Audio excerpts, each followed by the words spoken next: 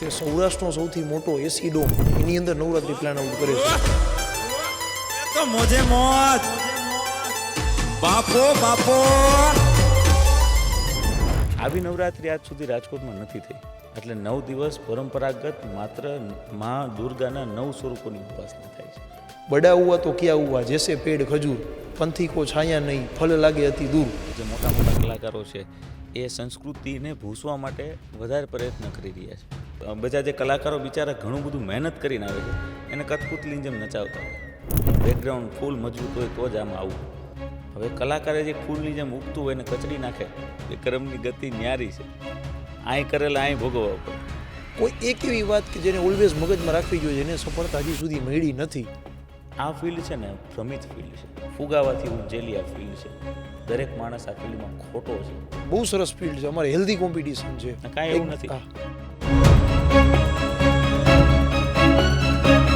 કે નદીઓ બધી ઘેલી સાગર તણી, વહે મળવા મેલે દોટ સરવાણી, પણ એક નાવલી જ મનની મહારાણી, જે ઉલટા વહાવે નિજ નીર જોઈ જાણી, પીધા અમે ઈ હેંજળ ઈ કુંડલપુરના પાણી.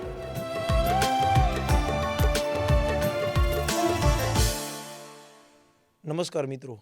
સૂર હોય તો સંગીત બને, શબ્દ હોય તો કવિતા બને, અને જ્યારે સૂર અને સંગીતમાં માટીની મહેક પડે ત્યારે લોકસંગીતની એક અલગ જ દુનિયા બને.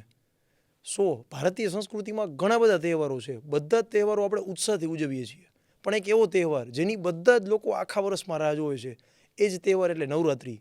રાજકોટ માટે સવિશેષ એટલા માટે આનંદના સમાચાર કે ફર્સ્ટ ટાઈમ રાજકોટની અંદર સૌરાષ્ટ્રનો સૌથી મોટો એસી ડોમ લઈને આવી રહ્યું છે MGM નવરાત્રિ. અને આખા નવરાત્રિના પ્લાનિંગમાં જે માસ્ટર માઇન્ડ છે એ જ માસ્ટર માઇન્ડને આજે મળવાનો દિવસ. ઢોલ વાગે તાલ વાગે, ગરબે ઝૂમે ધામ, સૂર ભળે ગુજરાતના, ગુંજે અમિત દરોડા એક જ નામ. સોમિતભાઈ, MP ટોક્સના સ્ટુડિયોમાં તમારું સ્વાગત છે. Thank you so much. બધા જ તહેવાર બધા લોકોને ગમતા હોય, પણ નવરાત્રિનું કંઈક અલગ મહત્વ હોય, સૌથી પ્રિય હોય, સાચી વાત. અને મનોરંજનની દ્રષ્ટિએ જોઈને તો એ સૌથી વધારે લોકોને મજા આવતી હોય. પણ એ વસ્તુની અંદર એક બે સિનારીઓ આપણે ડિસ્કસ કરી કે એક જે આપણી પ્રાચીન નવરાત્રિ હતી, તો ગરબાનું જે મહત્ત્વ છે, નવરાત્રિ ઉત્સવનું જે મહત્ત્વ છે. કારણ કે તમે સંસ્કૃતિમાં જુઓ ને તો દરેક ઉત્સવ થોડાક લીસા થતા જાય છે, મોડર્નાઇઝ થતા જાય છે. બે વસ્તુ આપણે જોઈ શકીએ. બહુ રેર એવા તહેવાર વૈધા છે કે જે હજી એ જ ફોર્મમાં ઉજવાય છે જે ફોર્મમાં આજથી વર્ષો પહેલાં હતા. તો એ વાતથી જ આપણે શરૂઆત કરી કે જે રીતે તમે આવડું મોટું આયોજન રાજકોટની અંદર કરો છો, તો ક્યાંક ને ક્યાંક એ પ્રાચીન નવરાત્રિનું મહત્ત્વ એ જ આયોજનમાં જોડાયેલું રહેશે કે કેમ? ખરેખર તો જે આપણી નવરાત્રિ છે એનું પાછળનું એક નાનકડો અમથો એક ઇન્ટ્રો આપું તો કે ભાઈ મા દુર્ગાના 9 સ્વરૂપોની ઉપાસનાનું આ પર્વ છે. એટલે પાર્વતી માતાજીના 9 સ્વરૂપો. અને એ માતાજીએ જે અસુર જે છે મહિષાસુર નામના રાક્ષસને અસુરને જે વધ કર્યું, એ યુદ્ધ 9 દિવસ આવેલું અને 10મો દિવસ વિજયનો છે. એટલે 9 દિવસ પરંપરાગત માત્ર માં દુર્ગાના 9 સ્વરૂપોની ઉપાસના થાય છે. એ એક આપણી એક સંસ્કૃતિ છે. અને 10મા દિવસે વિજય છે કે જે કંઈ આપણે એને જે યુદ્ધ ખેડ્યું, અસુરનો વિનાશ કર્યો, અને એની જે વિજયાદશમી છે એ આપણું દશેરા કહેવાય છે. હવે આ એક પરંપરા આપણી નવરાત્રિના ગરબામાં, એટલે ગરબો છે એ શક્તિ સ્વરૂપમાં કહેવાય છે. કારણ કે ગરબાની અંદર જે જ્યોત છે એ માતાજીનું એક શક્તિનું સ્વરૂપ છે. એની ફરતે આપણી બધાની ઉર્જા, આપણે કંઈક કહેવું હોય, કંઈ આમ વ્યક્ત કરવું હોય તો એ રાહડા રમીને આપણે કરી શકીએ એમ. તો બહેનો દીકરીઓ જ્યારે ગરબીને ફરતે માતાજીના 9 દિવસ દરમિયાન પૌરાણિકમાં પહેલાં જે ગરબા રમતા, એ ગરબા આજના સમયમાં ક્યાંક ઓછા થઈ ગયા છે. કારણ કે હવે તો ગરબા રહ્યા નહીં, નો મંદિર એવા રહ્યા આયોજનમાં કરીએ, એક માતાજીનો છબી મૂકી દઈએ અથવા તો કંઈ કરીએ. આમાં પ્રાણ પ્રતિષ્ઠા હોય છે કે માતાજીની શક્તિ, જે ઉર્જા હોય છે એ 9 દિવસ હોય, જે અમે અનુભવી છે. અમે પહેલું વર્ષ જ્યારે નવરાત્રિનું કર્યું ત્યારે 9 દિવસ સુધી અમને સારો રિસ્પોન્સ મળ્યો. તો અમે 10મા દિવસે પણ દશેરા કરવાની અમે કોશિશ કરી. અને ત્યારે અમારે જે પંડિત હતા ત્યારે એમને કીધું દાદાએ કે ભાઈ હવે આજે ઉથાપન કરી લેવું પડે ગરબાનું. હવે તો 9 દિવસ પૂરા થઈ ગયા, દશેરાના દિવસે માતાજીનો ગરબો ન હોય.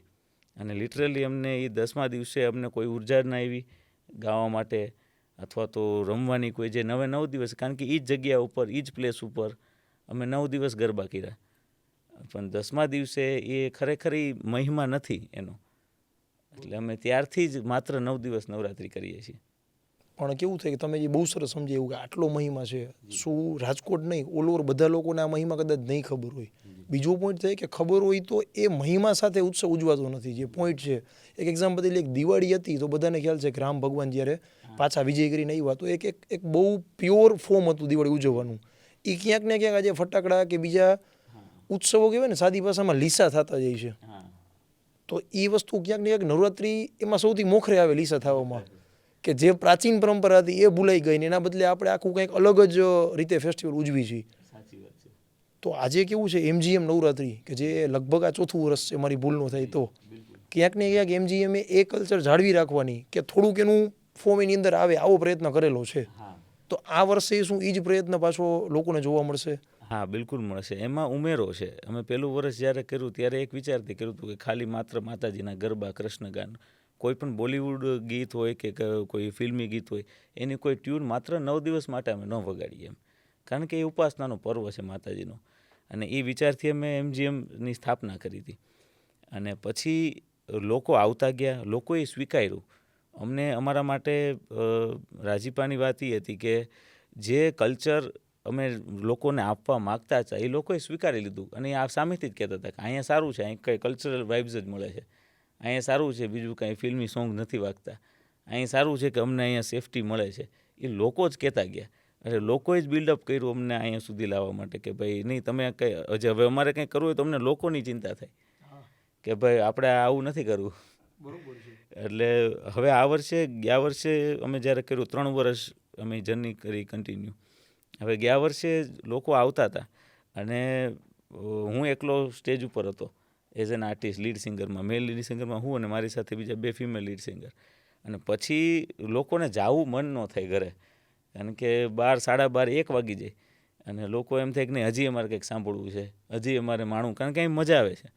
એટલે પછી આ વર્ષે અમે એની માટે બધા લોકો જ માટે માત્ર કે એક back stage the MGM vibe next એ કરીને અમે 10 દિવસ અલગ અલગ કલાકારો બધા આવે, એમાં અલગ અલગ પ્રસ્તુતિઓ બધા કરે. નવરાત્રિની ઉપાસના, માતાજીની આરતીથી લઈ ગરબા રમી અને પછી શાંતિથી જ્યારે બેઠા હોય ત્યારે એવી એક મજા આવે, ખાલી એક એન્ટરટેનમેન્ટ વાઇબ મળે. અને એ તે આપણી સંસ્કૃતિ સાથે જળવાઈ રહે એવી રીતે. અને બે વસ્તુને તમે ડિફરન્શિએટ કરી દીધી, 2 પાર્ટ જ આપી દીધા. પ્યોર માતાજીની આરાધના એટલે એ ગરબા પાર્ટ થઈ ગયો, અને જો એન્જોયમેન્ટ પાર્ટ છે તો એ બેક સ્ટેજ તમે પછી એન્જોય કરી શકો. એનું એક આખું વેન્યુ જ અલગ છે, એ વસ્તુ જ આખી અલગ છે કે તમે બેક સ્ટેજ ત્યાં જ માણી શકો. માતાજીનું જ્યાં ગરબો હોય, માતાજીની જ્યાં મંદિર હોય ત્યાં એ નહીં, બીજા વેન્યુ આખું ગ્રાઉન્ડ જ બદલી ગયું. જી, વેન્યુ જ બદલી. બરોબર છે. અમિતભાઈ, MGM પહેલાં તો કહેવાય ને કે કોઈ પણ બ્રાન્ડની આઈડેન્ટિટીનું નામ હોય, નામથી ઘણું બધું વસ્તુ ક્લિયર થઈ જતી હોય. તો આ MGM નામ કઈ રીતે ક્લિક થયું સૌથી પહેલાં, અને કોને થયું તમારી ટીમમાંથી નામ? ખાસ કરીને મારા મિત્ર છે હાર્દિકભાઈ કાનગડ, ટ્રિપલ કે ફ્લાવર્સ કરીને એમની પેઢી છે. હવે મારી સગાઈ થઈ ને ત્યારે એનું એક ખૂબ સરસ મજાનું ડેકોર હતું મારી સગાઈમાં. એટલે મને ગમ્યું એમનું ડેકોર. મેં કીધું આપનું ડેકોર ખૂબ સરસ છે, તો કે તમારો અવાજ બહુ સારો છે, તમે બહુ સરસ ગાઓ છો. ત્યારે અમારી મિત્રતા થઈ. અને એને મારી સગાઈના 3-4 મહિના પછી એમનો મને ફોન આવ્યો કે અમિતભાઈ મારે એક નવરાત્રિ કે કરવી છે, તો તમારું બજેટ શું થાય કે? તો મેં તો તમને અહીં સાંભળ્યા હતા. એટલે મેં કીધું કાંઈ વાંધો નહીં, તમે આવો અને મળીએ. તો એ મારી ઓફિસ પર આવ્યા, અમે 2 ચર્ચા કરી. કીધું સાચી વાત છે, આટલું બજેટ થાય? તો કે ભાઈ મારો ખુદનો પાર્ટી પ્લોટ છે, ત્યાં કે આપણે આ શરૂઆત કરીએ. એટલે મેં ક્યાં છે? તો એમને મને શ્રી રવિશંકરની એકેડેમી છે અહીંયા કાલાવર રોડ ઉપર, ત્યાં એક પાર્ટી પ્લોટ હતો એમનો, કે આપણે અહીંયા કરવાનું છે કે. મેં કાંઈ વાંધો નહીં. એટલે હું જોઈ આવ્યો વેન્યુ, પહેલાં જોઈ આવ્યા, પછી પાછા આવ્યા, જમીને બેઠા અમે, અને કીધું કે હવે આમાં આગળ શું કરશું એમ, હવે તમે કયો કંઈક રસ્તો કરો.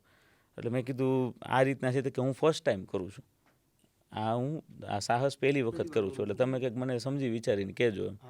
એટલે ત્યાં એ દરમિયાન અમે ચર્ચા કરતા હતા. એ દરમિયાન મારા સસરા થાય એમ તો, અને આમ અમારા MGMના મેઇન ફાઉન્ડરે જે એ આવ્યા અમારી ઓફિસે કે તમે 2 શું ચર્ચા કરો છો?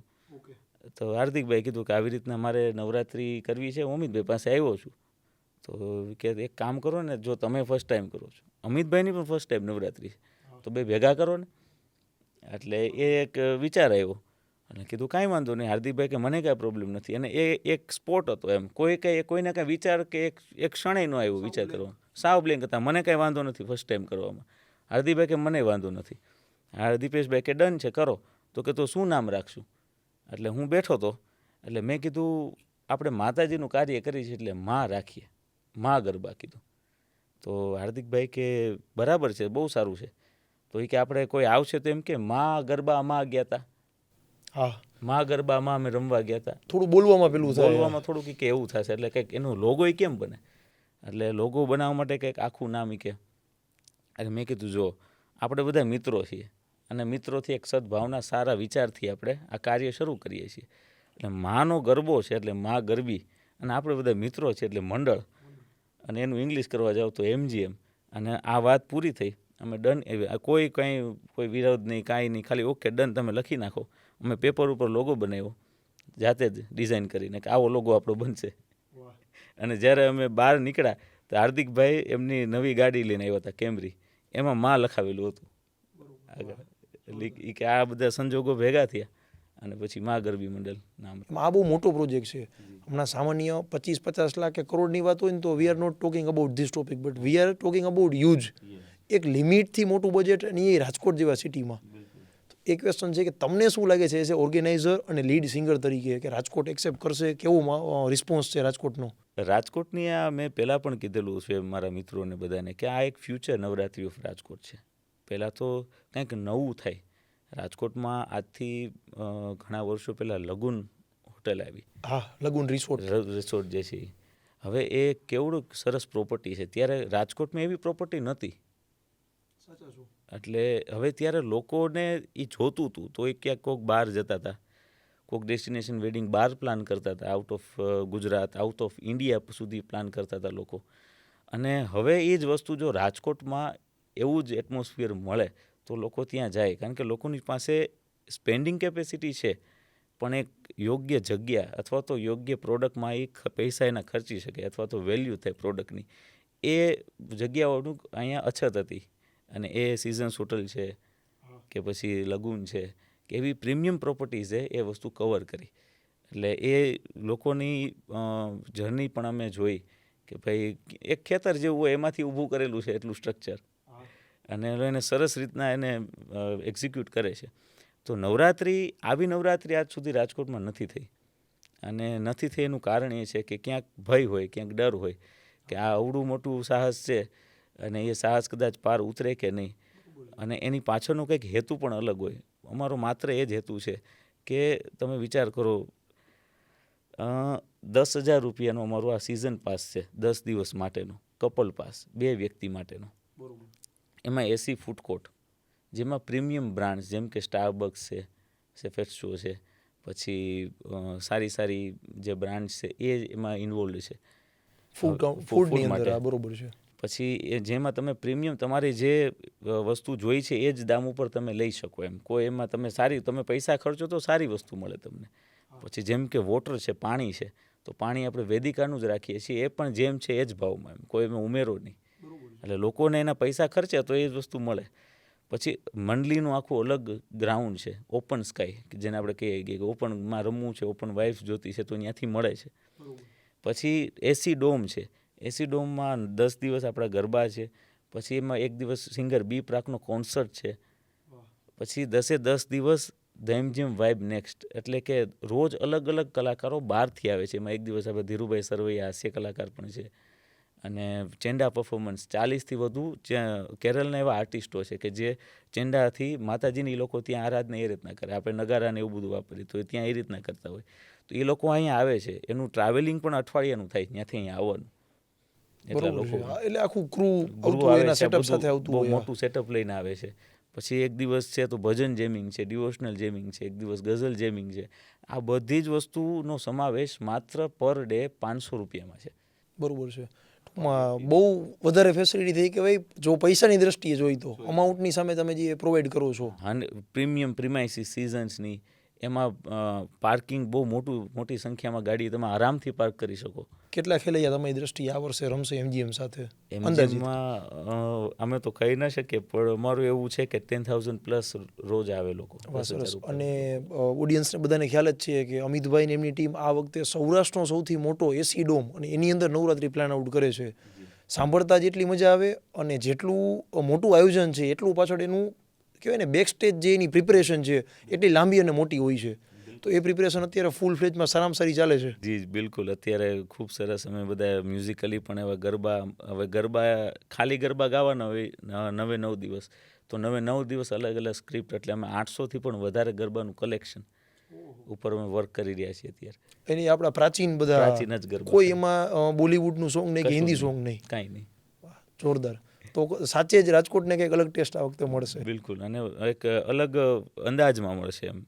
ટેકનિકલી તે અમે એવી સાઉન્ડ સિસ્ટમ પણ એટલું અમે વર્ક કરતા હોય એની પાછળ એન્જિનિયર્સ એવા લગાડ્યા છે કે જે એમને પ્રોપર એક્ઝિક્યુટ કરીને આપી શકે, લોકો સુધી પ્રોપર બીટ્સ પહોંચે, કોઈ કાનમાં એ ખૂંચે નહીં અવાજ, ઘોંઘાટથી પણ એક દૂર થઈ શકો તમે, એકદમ સરસ એટમોસ્ફિયરમાં સેફલી રમી શકીએ એવું અમે આ વખતે પ્રયત્ન. તો હવે કહેવાય ને કે એમજીએમ ગરબાને કોઈ યુએસપીની કે આથી વિશેષ કોઈ વિશેષતાની જરૂર નથી, કારણ કે તમે જે વાત કરી એ જ બહુ વધારે છે. સમજો એક અમિતભાઈ સહજ અમારો પ્રશ્ન છે કે બહુ ટાઈમ પહેલાં, આજથી 5 વર્ષ પહેલાં કોઈ રાજકોટના જ બિઝનેસમેને મને આ વાત શેર કરેલી. આ કેવું હોય કે ઓપિનિયન બધા વ્યક્તિ આપી શકે અને એ બધાના વિચાર અલગ અલગ હોઈ શકે. કે માતંગભાઈ જ્યારે નવરાત્રિમાં, કારણ કે ગુજરાતમાં આ તમે જે કહો છો એ લેવલના બીજા બધા સિટીમાં નવરાત્રિ થાય જ છે, રાજકોટ લગભગ પહેલી વખત કરે છે આ નવરાત્રિ. સપોઝ મંદિરમાં તમે 10 કરોડ રૂપિયા દાન આપો તો એ વર્થ ઇટ છે, માણસની શ્રદ્ધા થાય. સમજી લે કોઈ મ્યુઝિયમ બનાવવો જ્યાં પ્રાચીન સંસ્કૃતિ જળવાઈ છે, તો એ મ્યુઝિયમ આવનારી 10 પેઢી જોવાની છે. કે કોઈ સ્કૂલ બનાવો, હોસ્પિટલ બનાવો, તો ત્યાંથી શિક્ષણ અને સારવાર મળવાની છે. નવરાત્રિ માતંગભાઈ ફેસ્ટિવલ થોડું એ અપોઝિટ એનો ઓપિનિયન હતો મારાથી, કે નવરાત્રિ એક એવો ફેસ્ટિવલ છે કે 10 દિવસમાં તમે લગભગ 10થી 15 કરોડ રૂપિયા જેવડું પ્લાનિંગ માત્ર મનોરંજન માટે કરી નાખો છો, તો આ કેટલું વર્થ ઇટ છે, આવો એનો પ્રશ્ન હતો. એ સમયે મારી પાસે કોઈ જવાબ નહોતો કે અંકલ બહુ મોટી ઉંમરના એજેડ વ્યક્તિ હતા કે 10 દિવસમાં 10 કરોડ એટલે તમે એક દિવસમાં ઓલમોસ્ટ 1 કરોડ રૂપિયા વાપરો છો, તો તમારે ના વાપરો જેવું ક્લિયર આવું એનું કહેવાનું હતું. અમિતભાઈને સ્પેસિફિક જ્યારે પૂછવામાં આવે કે તમને કેટલું વર્થ ઇટ લાગે છે કે નવરાત્રિ જેવડા ઉત્સવમાં, કારણ કે બહુ મોટા બજેટ જતા હોય, ઓડિયન્સને આ સમજી શકે, તો કોઈ વિશેષ તમારો વિચાર આ વાત ઉપર? એ વાત સાચી છે. જ્યારે કોઈ પણ આવા આયોજન થતા હોય કે ભાઈ આટલા મોટી રકમમાં લોકો ખર્ચ કરતા હોય, હવે લોકો જ્યારે ઉત્સાહમાં હોય, આપણું આ ઉત્સાહ પ્રેમી જનતા છે પહેલી વાત તો, કે ભાઈ જન્માષ્ટમી હોય કે પછી આપણું ઉત્તરાયણ હોય કે દિવાળી હોય, તો એ બધામાં કેમ ઉત્સાહ આપણને આવે કે ભાઈ નહીં કંઈક આપણે અલગ, કોઈ નવા ચણિયાચોલી હોય, બહેનો હોય તો એને નવો ચણિયાચોલીનો શોખ થતો હોય, પછી છોકરાઓ આપણે બધા હોય તો એ બધા ક્યારે એમ આનંદથી ઝૂમી ઉઠે. એક કહેવાય ને કે ફેસ્ટિવલ વાઇબ એમ, કે ભાઈ આપણે મેળો થતો હોય, 7મ 8મનો મેળો આપણે બધા જતા હોય, તો એ કેવો એક મેળો, લોકોનો મેળાવડો હોય, કંઈક નવી નવી વસ્તુ જ્યાં આવી હોય, એક મનને મનોરંજન મળે, એ કાર્યોથી બધી વસ્તુ થતી હોય. હવે જ્યારે લોકોને પ્રીમિયમ જોઈશે, સારું જોઈશે, કંઈક એક દામ ખર્ચે છે તેનું કંઈક એને વળતર સારું જોઈશે, તો એ લોકોના પૈસાથી જ છે. એમાંથી કોઈ કમાવાની ભાવના હોય, એમાંથી કંઈ ખોટું ઉપાર્જન કરવું હોય તો એ વસ્તુ અયોગ્ય કહેવાય કે આપણે એનો ફાયદો ઉઠાવીએ છીએ. પણ લોકોને તો એ વસ્તુ જોઈએ છે અને એને કરવાની છે સમાજ માટે. કોઈ સમાજને કોઈને મદદ કરવી છે, કોઈને આનંદ કરવો છે, કોઈને એની પોતાની રીતે પોતાની લાઈફ જીવવાનો બધાને સ્વતંત્ર અધિકાર છે. તો હવે એ જે બજેટ મોટા બને છે, તો લોકોને એ એક વાઇબ મળે છે, એક આખું વર્ષ એ કામ કરતા હોય, આખું વર્ષ મહેનત કરતા હોય, અને પછી એની જે ઉજવણી, સેલિબ્રેશન જે કરતા હોય, એ 10 દિવસ જ આખા વર્ષમાં આવતા હોય. એટલે પછી કેવું છે, એક સમય આવે, એક ફેઝ આવે કે જ્યારે તમારી પાસે સંપત્તિ હોય તો તમે એનું દાન પૂન કરો. એ ત્યારે કંઈ હવે 18, 20 કે 25, 30 વર્ષનું યુવાન કે યુવતી, એને અત્યારે આ વિચાર ન આવે, અને આવું ન જોઈએ ને. અત્યારે તો એ પોતાની જીવન, પોતાનું બધું એ માણવા માટે આયોજન કરતા હોય, અને પછી જે માનો કે 50, 60 વર્ષ કે મોટી ઉંમર થઈ ગઈ હોય, તો ત્યારે એને એમ આવે કે હવે આ બધું હું શું કરીશ, હું દાન આપી શકું એમ. એટલે સામાજિક કાર્યો આપણા થાય જ છે, અને એ બહુ સરસ રીતના થાય છે. પણ જે એક લોકોને ઉજવણી કરવી હોય તો ઉજવણી દરેકના પદ્ધતિ અને વે અલગ અલગ હોઈ શકે. કારણ કે રાજકોટ બહુ મોટું સિટી છે, હવે એ સિટીને કોઈ એક તરફ લઈ જવું પોસિબલ નથી. દરેક વિસ્તારને દરેક પોતપોતાની ઉજવણી હોઈ શકે. સાચા છો તમે એ વાતમાં. એક અમિતભાઈ થોડો આમ વિચાર માગી લે એવો પ્રશ્ન. સ્ટારડમ છે ને જેટલું મેળવવું મુશ્કેલ છે એનાથી વધારે ટકાવવું મુશ્કેલ છે. There are multiple examples music ઇન્ડસ્ટ્રીની અંદર, ગ્લેમર વર્લ્ડમાં, પેરેલલ પોલિટિક્સમાં, કે લોકોને ઓવરનાઇટ સફળતા મળી. ઈશ્વરની દેન હતી, ભગવાન ઈચ્છતો તો કે વ્યક્તિ સફળ થયા, પણ પછી ક્યાંક ને ક્યાંક કાંઈક ને ક્યાંક એવી નાના મોટી ભૂલ થતી હોય કે જેના લીધે એ વ્યક્તિ સ્ટારડમ રાતભરમાં જ ગુમાવી દે છે. તો આ મ્યુઝિક ઇન્ડસ્ટ્રીઝમાં મેં ઘણીવાર જોયેલું છે, ગ્લેમર વર્લ્ડમાં વધારે જોયેલું છે. તો આ વાત ઉપર તમારે વિશેષ ટિપ્પણી કે શું કામ આવું બનતું હોય કે માણસ આજ ઘણા વર્ષોની મહેનત એને અંતે સ્ટાર બન્યું હોય, લોકો એને સાંભળવા તરસતા હોય, મળવા માગતા હોય, એક ટાઈમે સ્ટારડમ ઝીરો થઈ જતું હોય. તો આ વસ્તુ શું કામ બનતી હોય? પહેલાં તો સંગતમાં ક્યાંક ફેરફારો આવી જાય. જ્યારે એ સ્તર ઉપર પહોંચ્યા હોય ત્યારે સંગત બગડી હોય એનું પણ એક કારણ બની શકે. કારણ કે તમે જ્યારે શરૂઆત કરો છો કોઈ પણ, જે તમે વાત કરી એનું એક હું તમને એક પ્રેમથી એક સરસ વસ્તુ કહું કે જ્યારે કોઈ પણ કારકિર્દીની શરૂઆત થઈ હોય ત્યારે ડેડિકેશનથી થઈ હોય, મહેનતથી થઈ હોય. જ્યારે એમ્પાયર બિલ્ડ થતું જાય ત્યારે લોકો પ્રોફેશનલિઝમ વધારે અપનાવતા હોય જીવનમાં, કે ભાઈ કામથી કામ વાત રાખે, જેમ છે એમ જ રહેતા હોય, લોકોને સાથે બહુ વધારે કંઈ ઇન્ટરેક્શન ન કરતા હોય. પછી એક એ સ્ટેપને પાર કરી જાય ત્યારે એક આમ એમ્પાયર તરીકેનું એની ફીલ આવવા માંડે કે મને માન મળે છે, મને આટલા લોકો અત્યારે ઓળખે છે, મારું અત્યારે આટલા લોકોમાં માન છે. એનો એક નશો આવે. જેમ પૈસાનો નશો છે કોઈ પણ ક્ષેત્રમાં, તમે કોઈ બિઝનેસ ક્ષેત્ર લઈ લો તેમાં પૈસા તમારા એમ્પાયર, તમારું જે પાછળની ઓળખ છે કે આજે મારો 5,000 કરોડનો બિઝનેસ, આજે મારો 8,000 કરોડનો બિઝનેસ છે. તો એ એક તમારી એક ઓળખ થઈ, એનો તમને અભિમાન હોય, ગર્વ હોય કે આ મારી ફેક્ટરી, મેં આટલું બધું ઊભું આવડું કરેલું, ટર્નઓવર મારા ગ્રુપનું, મારી કંપનીનું. હા મેં આવું કરેલું. તો કોઈ કલાકારો એની સામે પબ્લિક હોય છે કે જો મને સાંભળવા માટે 20,000 પબ્લિક આવે, મને સાંભળવા માટે 2 લાખ પબ્લિક આવે. હાઉસફુલ શો થઈ જાય ગમે ત્યારે ડિક્લેર કરી ડેટ. હા ગમે ત્યારે. અને આમ મારું બધું અત્યારે મારું પાનું હાલે ટૂંકમાં. આપણે ગુજરાતી ભાષા મને દેવાયતભાઈ ખવડનું બહુ ગમે, પાનું હાલી જાય માર્કેટમાં. એટલે એનું પાનું હાલતું હોય. પછી જ્યારે એ સ્થળને પચાવવાની વાત આવે, જ્યારે આ તો જ્યારે ઊભું કરી નાખ્યું તમે, પણ હવે તમારું છે કે નહીં, તમે એના લાયક છો કે નહીં, એ જ્યારે ક્યારે આવે કે ત્યારે તમારામાં ક્વોલિટી છે કે નહીં. માણસ તમારામાં એ ક્વોલિટી છે કે તમે આને પચાવી શકો. કુદરતે તમને આપ્યું, તમારી મહેનતનું ફળ આપ્યું કે તમારા નસીબનું ફળ આપ્યું, પણ તમે પચાવી શકો એવી તમારામાં ક્વોલિટી છે કે નહીં. તમારામાં એ આચરણ છે, તમારામાં એ ક્ષમતા છે, સમર્થતા છે તમારામાં કે તમે એને પચાવી શકો, તમે કોઈના આંસુ લૂછી શકો એવી તમારામાં છે તાકાત, કે તમારી પાસે જે સંપત્તિ છે અથવા તો તમારી પાસે જે કાંઈ પણ છે એનાથી તમે કોઈને મદદરૂપ થઈ શકો, ઉપયોગી થઈ શકો. પછી જે રીતના થવી રીતે પછી તમે આજે જે દિવસથી તમે શરૂઆત કરેલી હતી એ દિવસ પછી તમારા આજે વ્યસન કેટલા છે તમારે આજુબાજુમાં, ડિસ્ટ્રેક્શન આપણે જેને સાદી ભાષામાં કહીએ. હા તમારો કેમ ડાયવર્ઝન થઈ ગયું, મૂળ ગોલ સાઈડમાં રહી જાય, પછી એ ફેમ તમને અલગ વસ્તુ તરફ લઈ જાય, અયાશી તરફ લઈ જાય, તમને એના વગર ચાલે નહીં. તો એ તમે જ્યારે શરૂઆત કરી હતી ત્યારે તમે આની માટે શરૂઆત કરી હતી, ત્યારે તમારે જાતને એક પ્રશ્ન પૂછવો પડે કે મેં આની માટે કીધું હતું તમને, તો આપણે ભગવાન પાસે માંગ્યું હતું ભાઈ મને સફળ કરજે, જેથી કરીને હું આ મજા કરી શકું, આનંદ કરી શકું, અથવા તો જે મારી રીતના આયાશ મોજ શોખ કરી શકું નહીં. એટલે એવા જે લોકો હોય છે જેને ઘમંડ હોય, પહેલી વસ્તુ તો અભિમાન આ ક્ષેત્રમાં ઘણા લોકોને એમ હોય છે ભાઈ કે હું કંઈક છું આમાં, મેં એટલું ખેડાણ કરેલું છે, મેં એટલા લોકોને સાચવેલા છે, અથવા તો મેં આમ કરેલું. ત્યારે મને કબીર સાહેબનું ભજન યાદ આવે. એમાં એક જ કડી કહું કે ભાઈ નેકી સભી કે સાથ બન જાય તો કરો, તમારાથી કોકનું સારું થાય તો જ કરો. નેકી સભી કે સાથ બન જાય તો કરો, મત સિર બધી કા ભાર લો. બસ હો ગયા ભજન.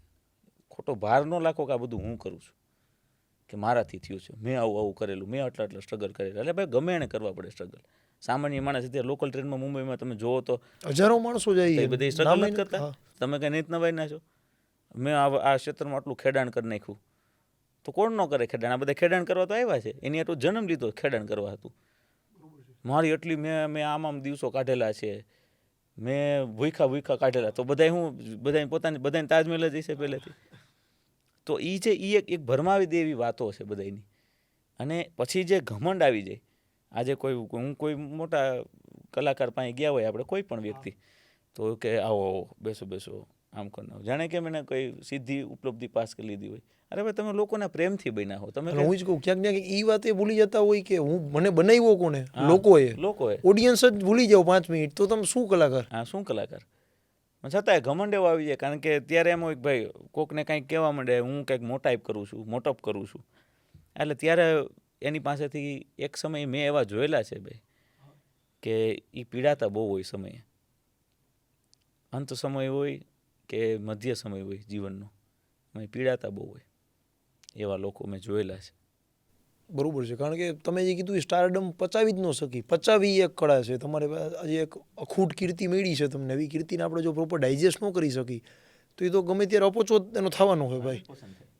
સાચી વાત છે. અને એવા ઘણા બધા કલાકારો છે ગુજરાતમાં કે જે સારું સારું કરી શકે એમ છે, પણ આ એક ઓલાના લીધે નથી કરી શકતા. એક કોઈ એવી એક વાત કે જે વાત એમના માટે જીવન મંત્ર બની જાય. કોઈ આમાં બે વસ્તુ છે, બે સિનારીઓ ખાલી આપણે ડિસ્કસ કરી. એક વ્યક્તિએ સિંગિંગની કારકિર્દીમાં આવ્યા, તમને જોઈને અથવા તમારા જેવા ઘણા બધા કોઈ પણ સિંગરને જોઈને ઓનેસ્ટીથી મહેનત ચાલુ કરી, થોડાક જ ટાઈમે એમને સફળતા મળી ગઈ, નસીબ સારા. કોઈ એવું વ્યક્તિ છે, તમે જે આની પહેલાં વાત કરી કે હકીકતમાં ભાઈ સારું ગાય છે, પણ કોઈ એવું પ્લેટફોર્મ નથી મળ્યું, કોઈ એવું મોટું એને પ્લેસ નથી મળ્યું કે જ્યાં એ પોતાની કળા રજૂ કરી શકે. તો એ વ્યક્તિ પ્રયત્ન સતત ને સતત થાકે નહીં ત્યાં સુધી ચાલુ રાખવાનો છે. કોઈ એક એવી વાત કે જેને ઓલવેઝ મગજમાં રાખવી જોઈએ, જેને સફળતા હજી સુધી મળી નથી તમારી દ્રષ્ટિએ, તમારા અનુભવથી, કારણ કે તમે આજે એક ગુજરાતના અને લોક સાહિત્યના એક સ્ટેજ ઉપર બેઠા છો, એક લેવલ ઉપર બેઠા છો અમિતભાઈ. તમને જોઈને આ ફિલ્ડમાં આવવાવાળા ઘણા બધા લોકો છે. તો એ વ્યક્તિએ સતત એક વાત શું મગજમાં રાખવી જોઈએ કે કાંઈ વાંધો નહીં, આજે નથી મળી કાલ મળશે, કાલ નથી મળી પરમ દિવસ મળશે, મારે મારો વે ચૂકવો ન જોઈએ, એવી કોઈ એક વાત. તો સત્ય છે પણ કડવી છે. કોઈ વાંધો નહીં. આ ફિલ્ડ છે ને ભ્રમિત ફિલ્ડ છે. તમને જે દેખાય છે નહીં, આંબા આંબલી બધાય બતાવે, એમાં સમય વેડફાઈ જાય, શક્તિ વેડફાઈ જાય, પણ અંતે કંઈ મળતું નથી. ફુગાવાથી ઉપજેલી આ ફિલ્ડ છે. દરેક માણસ આ ફિલ્ડમાં ખોટો છે કે ભાઈ તમને કોઈ વાત કરતા હોય તો એ કમિટમેન્ટ્સથી ફરી જતા હોય. કોઈ આધાર વગરની આ ફિલ્ડ છે. કોઈ સામે કંઈ ને કદાચ કંઈ કાર્યક્રમની તારીખ હોય તો એ તારીખ આપી દે કે આ તારીખે તમારે આવવાનું, કામ કરવાનું, જે કાંઈ પણ આ છે. પછી વચ્ચે એમાં હા ના થઈ જાય. કોઈ એમાં આધાર પુરાવો નહીં, દસ્તાવેજ એકેય પ્રકારનો નહીં, ખાલી બોલેલી વાતું. એટલે આ ફિલ્ડમાં આવતા પહેલાં આ ફિલ્ડની વાસ્તવિકતા જાણવી જરૂરી છે.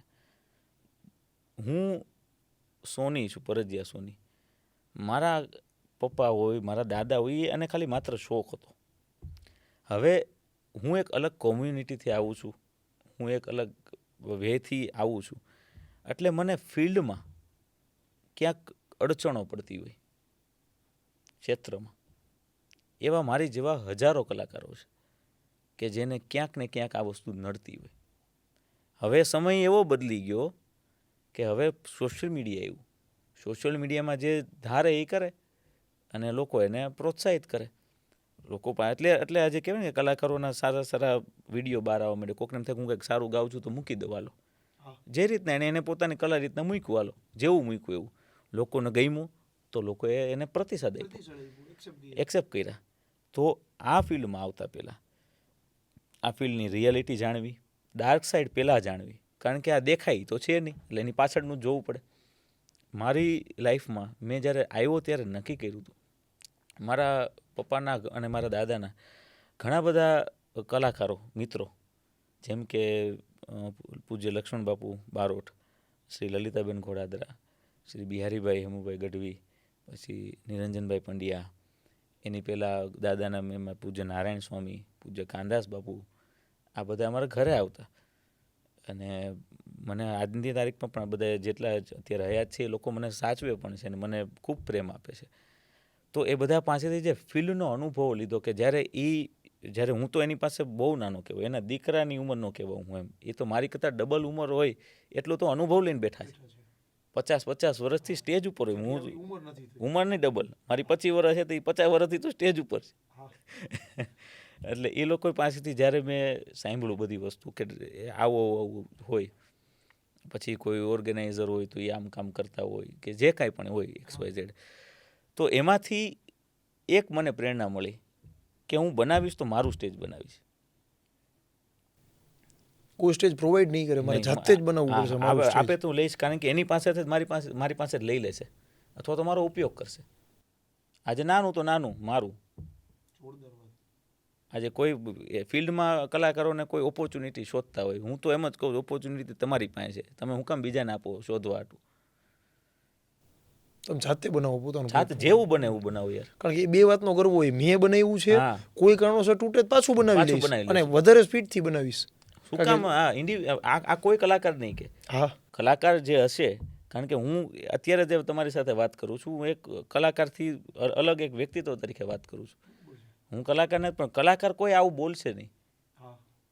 કારણ કે એને ખબર છે કે આપવીતીમાંથી પસાર થયો હોય, કેટલા એને સ્ટ્રગલ કર્યા હોય, કેટલું એને ઓલું કહેવાય ને, શું કહેવાય આપણે ઓલો કોલેજમાં શું કરે, રેગિંગ કરે, તો રેગિંગમાંથી પસાર થયા હોય, નેપોટિઝમ એને જોયું હોય. નેપોઝિટમ જોયું હોય, તો પછી આવું કોઈ બોલે નહીં ને કે ભલે ને ભાઈ હું દુઃખી થયો તો આ થતો, આને કે થોડું આમને પીરસેલી થાળી આપી દેવાય. બહુ આખી સવિશેષ અને અલગ વાત તમે કરી કે જે આ રિયાલિટી છે એના ઉપર કોઈ વાત નથી કરતું. હવે બધા મને તક કંઈક સારી આપે ને, મારી પાસે સારું ગીત છે, મને કોઈક તક આપે, અરે ભાઈ મોબાઈલમાં રેકોર્ડ કરીને મૂકી દો અત્યારે સોશિયલ મીડિયા ઉપર, જેવું થાય એવું. અને સોશિયલ મીડિયા બ્લેસિંગ કહેવાય. એક ટાઈમે આ હતું નહીં એટલે ઘણા કલાકારો ન બની શક્યા, એને પોતાની ઈચ્છા મારી નાખી.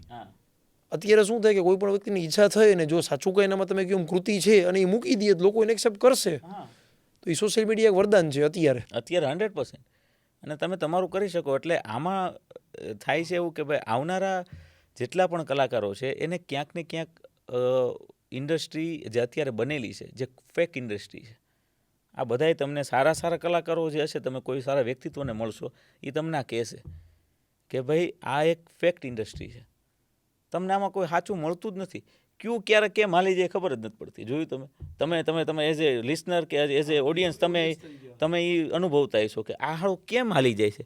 તમે કોઈ સારું કન્ટેન્ટ જોતા હો, એ ન ઉપડતું હોય, અને જે તમને એમ થાય કે આમાં શું છે કે આના આટલા મિલિયન વ્યૂ આવ્યા, તો એ તમને એક પ્રશ્ન થાય છે. તેનું કારણ તો ફિલ્ડ જ હોય, ત્યાંથી જ આવ્યું. અમુક ફિલ્મો છે કે જેનું કાંઈ લેવા દેવા જ નથી, એના ફૂલ બહુ વ્યૂ આવે, ચર્ચામાં હોય, એક માર્કેટિંગ પ્રમોશનથી હાલી જતું હોય, હાઈપ ઊભી થઈ ગઈ હોય, અને જ્યારે પ્રેક્ટિકલી આપણે જોવા જઈએ ત્યારે કાંઈ ન નીકળે, કોથળામાં બિલાડું નીકળે. બરોબર છે વાત.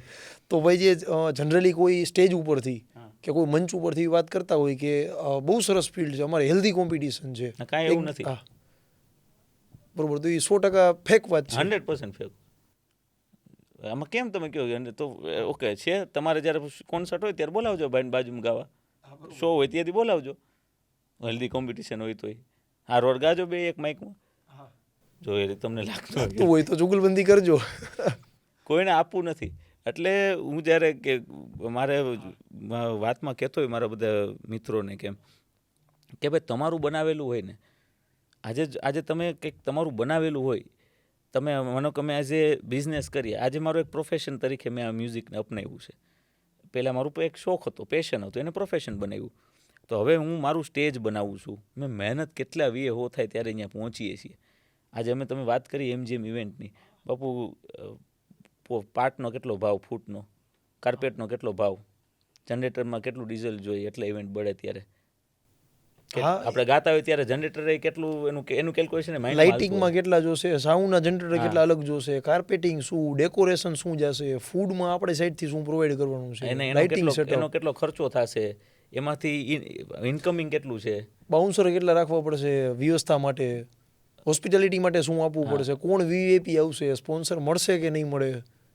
અને એ બધી વસ્તુ આમ મારે કે ઓલામાં હોય, હું જ્યારે મને કહેતા હોય બધા કે ભાઈ હું ઇવેન્ટમાં જ્યારે આવું બનતું હોય ત્યારે હું અહીંયા ખાટલો નાખીને આખી રાત બેઠો હોય કે કેમ બને છે. ગાવું મારું કામ છે, એ મારું ત્યાં મારી કલા બતાવવાની છે. પણ જ્યારે આ સરસ મજાનું બને છે એમાં ક્યાંય કચાશ ન રહેવી જોઈએ, કારણ કે ઓવરઓલ એ આપણી આબરૂ છે, એ આપણી પ્રતિષ્ઠા છે, તો એને ક્યાંય ઓલું અલગ રીતના લોકો સુધી ન પહોંચવું જોઈએ. એટલે અમે આમ કાંઈ બહાર કોઈ રમવા આવ્યો હોય પબ્લિક, એને કાંઈ બોટલનો ઘા કર્યો હોય પ્લાસ્ટિકની બોટલ, તો હું ઉપાડીને મૂકી દઉં, ભાઈ અમારું આંગણું છે. બરોબર છે, તમે ભલે ઘરનો સમજો, અમે ઘર સમજીએ, અમે કરીએ કે ભાઈ આ કરીએ, એટલે બધાય પોતપોતાની રીતના સરસ રીતના આવે. પણ એક તમે અમારા આંગણે આવ્યા છો એટલે MGM બધા જે તમને આ વાત જો આ નીકળી છે એટલે કહું કે MGM બધા આયોજન કરતાં અલગ એટલા માટે પડે છે કે અમે લોકો માથે, લોકો દ્વારા અને લોકો થકી આ ઇવેન્ટ થાય છે. લોકો ન હોય તો ઇવેન્ટનો કંઈ મતલબ નથી. આજે અમે કોઈ દિવસ લોકોનું ગુમાન નથી કર્યો, ગુરુ નથી કર્યો, કારણ કે તમે તો આવો છો, તમે આવો ત્યારે તો ઇવેન્ટ થાય છે ભાઈ. અમારે કેમ આમનામ કહું, મેં પહેલા વર્ષે પહેલા નોરતે 10 જણા સામે હતા, સિઝન્સ હોટલના ગ્રાઉન્ડમાં પહેલા વર્ષે 2023માં પહેલી નવરાત્રિમાં માત્ર 10 લોકો સામે હતા નવરાત્રિ ગાવામાં. અને મેં ત્યારે ગરબા ગાયા જ. 10,000 લોકોની સામે હું ગરબા ગાઈશ જ. ગરબા તો એને જ છે. પણ એ તો કન્સિસ્ટન્સી ને તમારી હાર્ડવર્કનું રિઝલ્ટ આજે છે. અને એ લોકો થકી ઇવેન્ટ આજે લોકો આવે છે તો અમને કંઈક મોટું કરવાની પ્રેરણા મળે છે. હા, જો એ આવ્યા જ નો 10માંથી 10,000 નો થયા હોત અમિતભાઈ, તો આ વસ્તુનો કોઈ વિચારી ન આવત અને કરત નહીં આપણે. અને તમે લોકોની કેટલી કેર રાખીએ છીએ કે ભાઈ તમને શું થયું, અમે પહેલાં ફીડબેક પૂછીએ. અમારો ધંધો તો 2 નંબરની વાત છે, ધંધો કરતા જ નથી. પહેલી વસ્તુ તો અમારો આશય ધંધો કરવાનો છે જ નહીં. પણ અમે લોકોને પૂછીએ તમને કંઈ અગવડતા નથી પડતી ને, તમને કે કારણ કે તમે અમારા આંગણામાં આવ્યા છો. આજે કોઈ બેન દીકરી હોય એનું ટાયરમાં પંચર પડી ગયું હોય સ્કૂટરમાં, તો અમારો માણસ જે હોય એ એને મૂકી આવે, એને સ્કૂટર આપે. એ તો પછી ફિમેલની સાથે ફિમેલને મોકલીએ કે ભાઈ તમને ક્યાંય અગવડતા ન પડી જોઈએ. હવે એ તો એનું સ્કૂટર છે, એના સ્કૂટરમાં પંચર પડ્યું, અમારે શું લેવા દેવા? એવું નહીં. પણ અમે એને કે ભાઈ તમારે કોઈ અડચણ ન થવી જોઈએ. કોઈ એવો કોઈ વ્યક્તિ નથી આવ્યો કે મેં એટલું જ કહી કે માતાજીના ચરણોમાં. અને ખરેખર આજ સુધી અમે સ્ટેજ ઉપર કોઈ બૂટ પહેરીને ચપ્પલ પહેરીને કોઈ નથી ચડતું. MGMના સ્ટેજ ઉપર માત્ર.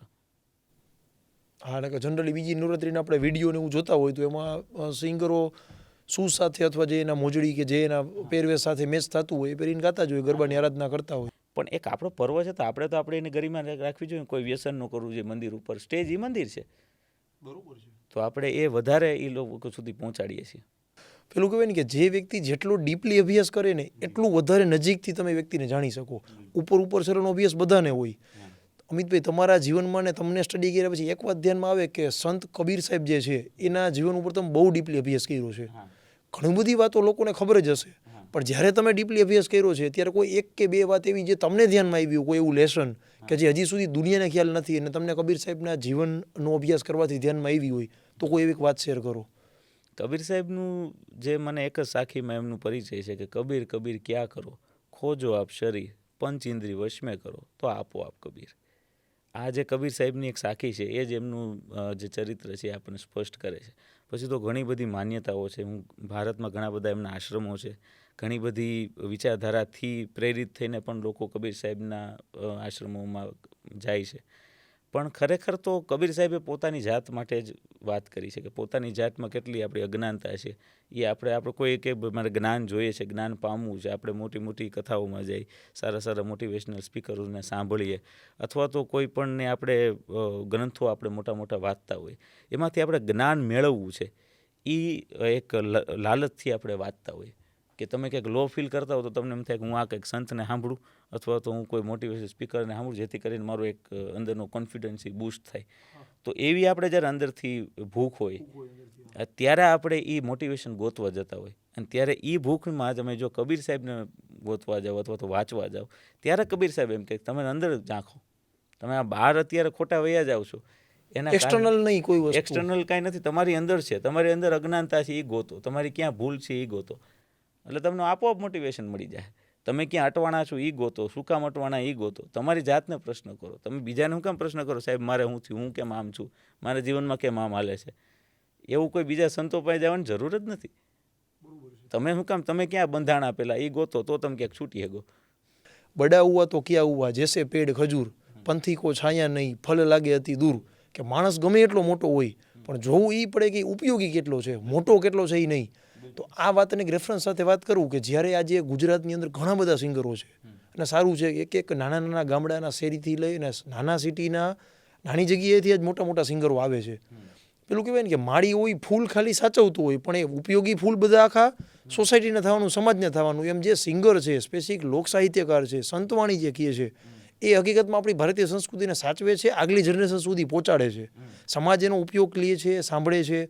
તો તમારા જેવા આજ ઘણી બધી વખત મેં એવું જોયેલું છે કે સિંગર બહુ મોટા હોય એ 2 વસ્તુથી ચાલતા હોય છે. હકીકતમાં હું જે રિસ્પોન્સિબિલિટી સમજું છું એક એ પોતાના નામ માટે, એટલે કે ટ્રેન્ડ મુજબ કોઈ ગીત બનાવે, લખે, ગાય, તો ટ્રેન્ડ તો હર 5 વર્ષે અલગ ચેન્જ થવાનો છે. 2000ની સાલમાં જે સિંગર હતા એ જે વસ્તુ થતી આજે અત્યારે નથી થતી. અને બીજું એનું કામ છે જે પ્રાચીન ભારતીય જે સંસ્કૃતિ છે જે કદાચ જો નહીં સાચવે તમારા જેવા સિંગર તો આગળ જતા એ ભૂસાઈ જશે, લોકોને નવીન લાગશે એટલે આવું હતું. તો આજે સિંગર બહુ મોટા દરજ્જાના હોય, બહુ મોટા કદના હોય પણ ક્યાંક ને ક્યાંક એ આ વારસો સાચવી નથી શકતા કે સાચવતા નથી. આ વાત ઉપર તમારી કંઈ વિશેષ ટિપ્પણી? બહુ સરસ વાત છે, કારણ કે અત્યારે સિંગર જે છે એ પ્રોફેશનલી વધારે વર્ક કરતા હા, હોય છે. એટલે મેં આ રેફરન્સ સાથે વાત કરી. ખરેખર અત્યારે હાલના સમયમાં દરેક સિંગર પ્રોફેશનલી વર્ક કરવામાં વધારે માને છે, કારણ કે પોતાનું જે કાંઈ પણ છે એને ચલાવવા માટે પ્રોફેશનલી થવું પડતું હોય. અને જે કોમર્શિયલાઇઝેશન ઝાઝું બધું એક હદથી પણ વધારે થઈ ગયું છે અત્યારે એવો દોર ચાલી રહ્યો છે. હવે એમાં કોઈ સંસ્કૃતિ સામે જોતું નથી, અને જે મોટા મોટા કલાકારો છે એ સંસ્કૃતિને ભૂંસવા માટે વધારે પ્રયત્ન કરી રહ્યા છે કે આપણે એ ટ્રેન્ડ તરફ જાય, એમ કે ભાઈ જેન્જીસ છે તો જેન્જીસને આવું ગમે છે. તો મારો મત એમાં એટલો છે કે જેન્જીસને ખરેખર આપણું ગમે છે. હવે જેમ કે એક સામાન્ય એક ઉદાહરણ છે, તમે હેલો મારો સાંભળો, રણુરાજાના રાજા, તમે હેલો તમે સાંભળો હશે. આપણા બધા ગીતો તમે સાંભળ્યા હશે, ગરબા કે જો કયો તો એ દુહા છંદ તમે સાંભળ્યા હશે આપણા. હવે આપણા મલકના માયાળુ માનવીના બધા ગીતો તમે સાંભળ્યા હોય. આ તો મારા અને તમારા જન્મ પહેલાં, આપણા જે બાપ દાદા હોય એના જન્મ પહેલાં, એટલે કે 100 વર્ષ જૂની એ બધી રચનાઓ છે. પ્રભાતિયા કયો તો પ્રભાતિયા, મેં કાનુડા તોરી ગોવાલા, આ બધું તો આપણા જન્મો પહેલાંનું છે. તો આપણે એક સમયે તો જેન્જીસ જ જઈશું, એક ઉંમરના યંગસ્ટર્સ જઈશું, તો છતાં પણ આપણે એ અત્યારે ગમે છે. અને આજનો લાઈવ પુરાવો હોય કે દરેક યુવાનને એ વસ્તુ ગમે છે. સાચા છો તમે. તો હવે એ કેમ એ જ વસ્તુને આપણે પ્રોપર રીતના, કારણ કે જો પ્રેમના ગીતો છે તો પ્રેમના ગીતો આપણા લોકગીતોમાં ક્યાં નથી. હા છે, જોઈએ એટલે છે. જેટલા જોઈએ એટલા છે. પછી વિરક્તિના ગીતો ભરપૂર છે. શું પૂછો છો મુજને, હું શું કરું છું, મને જ્યાં ગમે ત્યાં હરું છું ફરું છું. આ નારાયણ સ્વામીદાસ સતારજીનું ભજન છે. તો આ બધી વસ્તુ કેટલી બધી છે સારી, પણ ક્યાંક ને ક્યાંક કોક લેવલે ફિલ્મ બનાવતા હોય તો ફિલ્મમાં કંઈક ઘણા બધા, કારણ કે આ એક ક્ષેત્ર બહુ મોટું છે, એટલે પોલિટિક્સ ક્ષેત્ર જેવું જ કહેવાય. એટલે એમાં ક્યાંક સારી કૃતિ હોય તો ક્યાંક દબાઈ જતી હોય. જેટલા સારા અને સીધા કલાકારો હોય એનામાં વધારે સ્ટ્રગલ કરવી પડતી હોય. અને કોઈ સારો કલાકાર ગાયકીથી સારો હોય, એની કલાથી સારો હોય, તો ક્યાંક ને ક્યાંક લોકો એનો ઉપયોગ કરતા હોય, એનું શોષણ કરતા હોય, અને પોતાને જે હલાવવું છે એ હલાવતા હોય. જે મોટી પદ ઉપર બેઠા છે, પ્રતિષ્ઠા ઉપર બેઠા છે, એ શાંતિથી પોતાના આખા શો એન્જોય કરતા હોય સાઈડમાં રહીને. એક બધા જે કલાકારો બિચારા ઘણું બધું મહેનત કરીને આવે છે, એને કઠપુતલીની જેમ નચાવતા હોય. એટલે આ એક ડાર્ક સાઈડ ઓફ ઇન્ડસ્ટ્રી છે. અને રિયાલિટી છે. રિયાલિટી છે કે આમાં કોઈ યુવાન, હું તો એટલું જ કહું કે કોઈ યુવાન આમાં કરિયર બનાવવા માટે આવતો હોય તો બધી તૈયારી રાખવી તમારે, પણ સાથે તમારો એક સપોર્ટ રાખો પાછળ.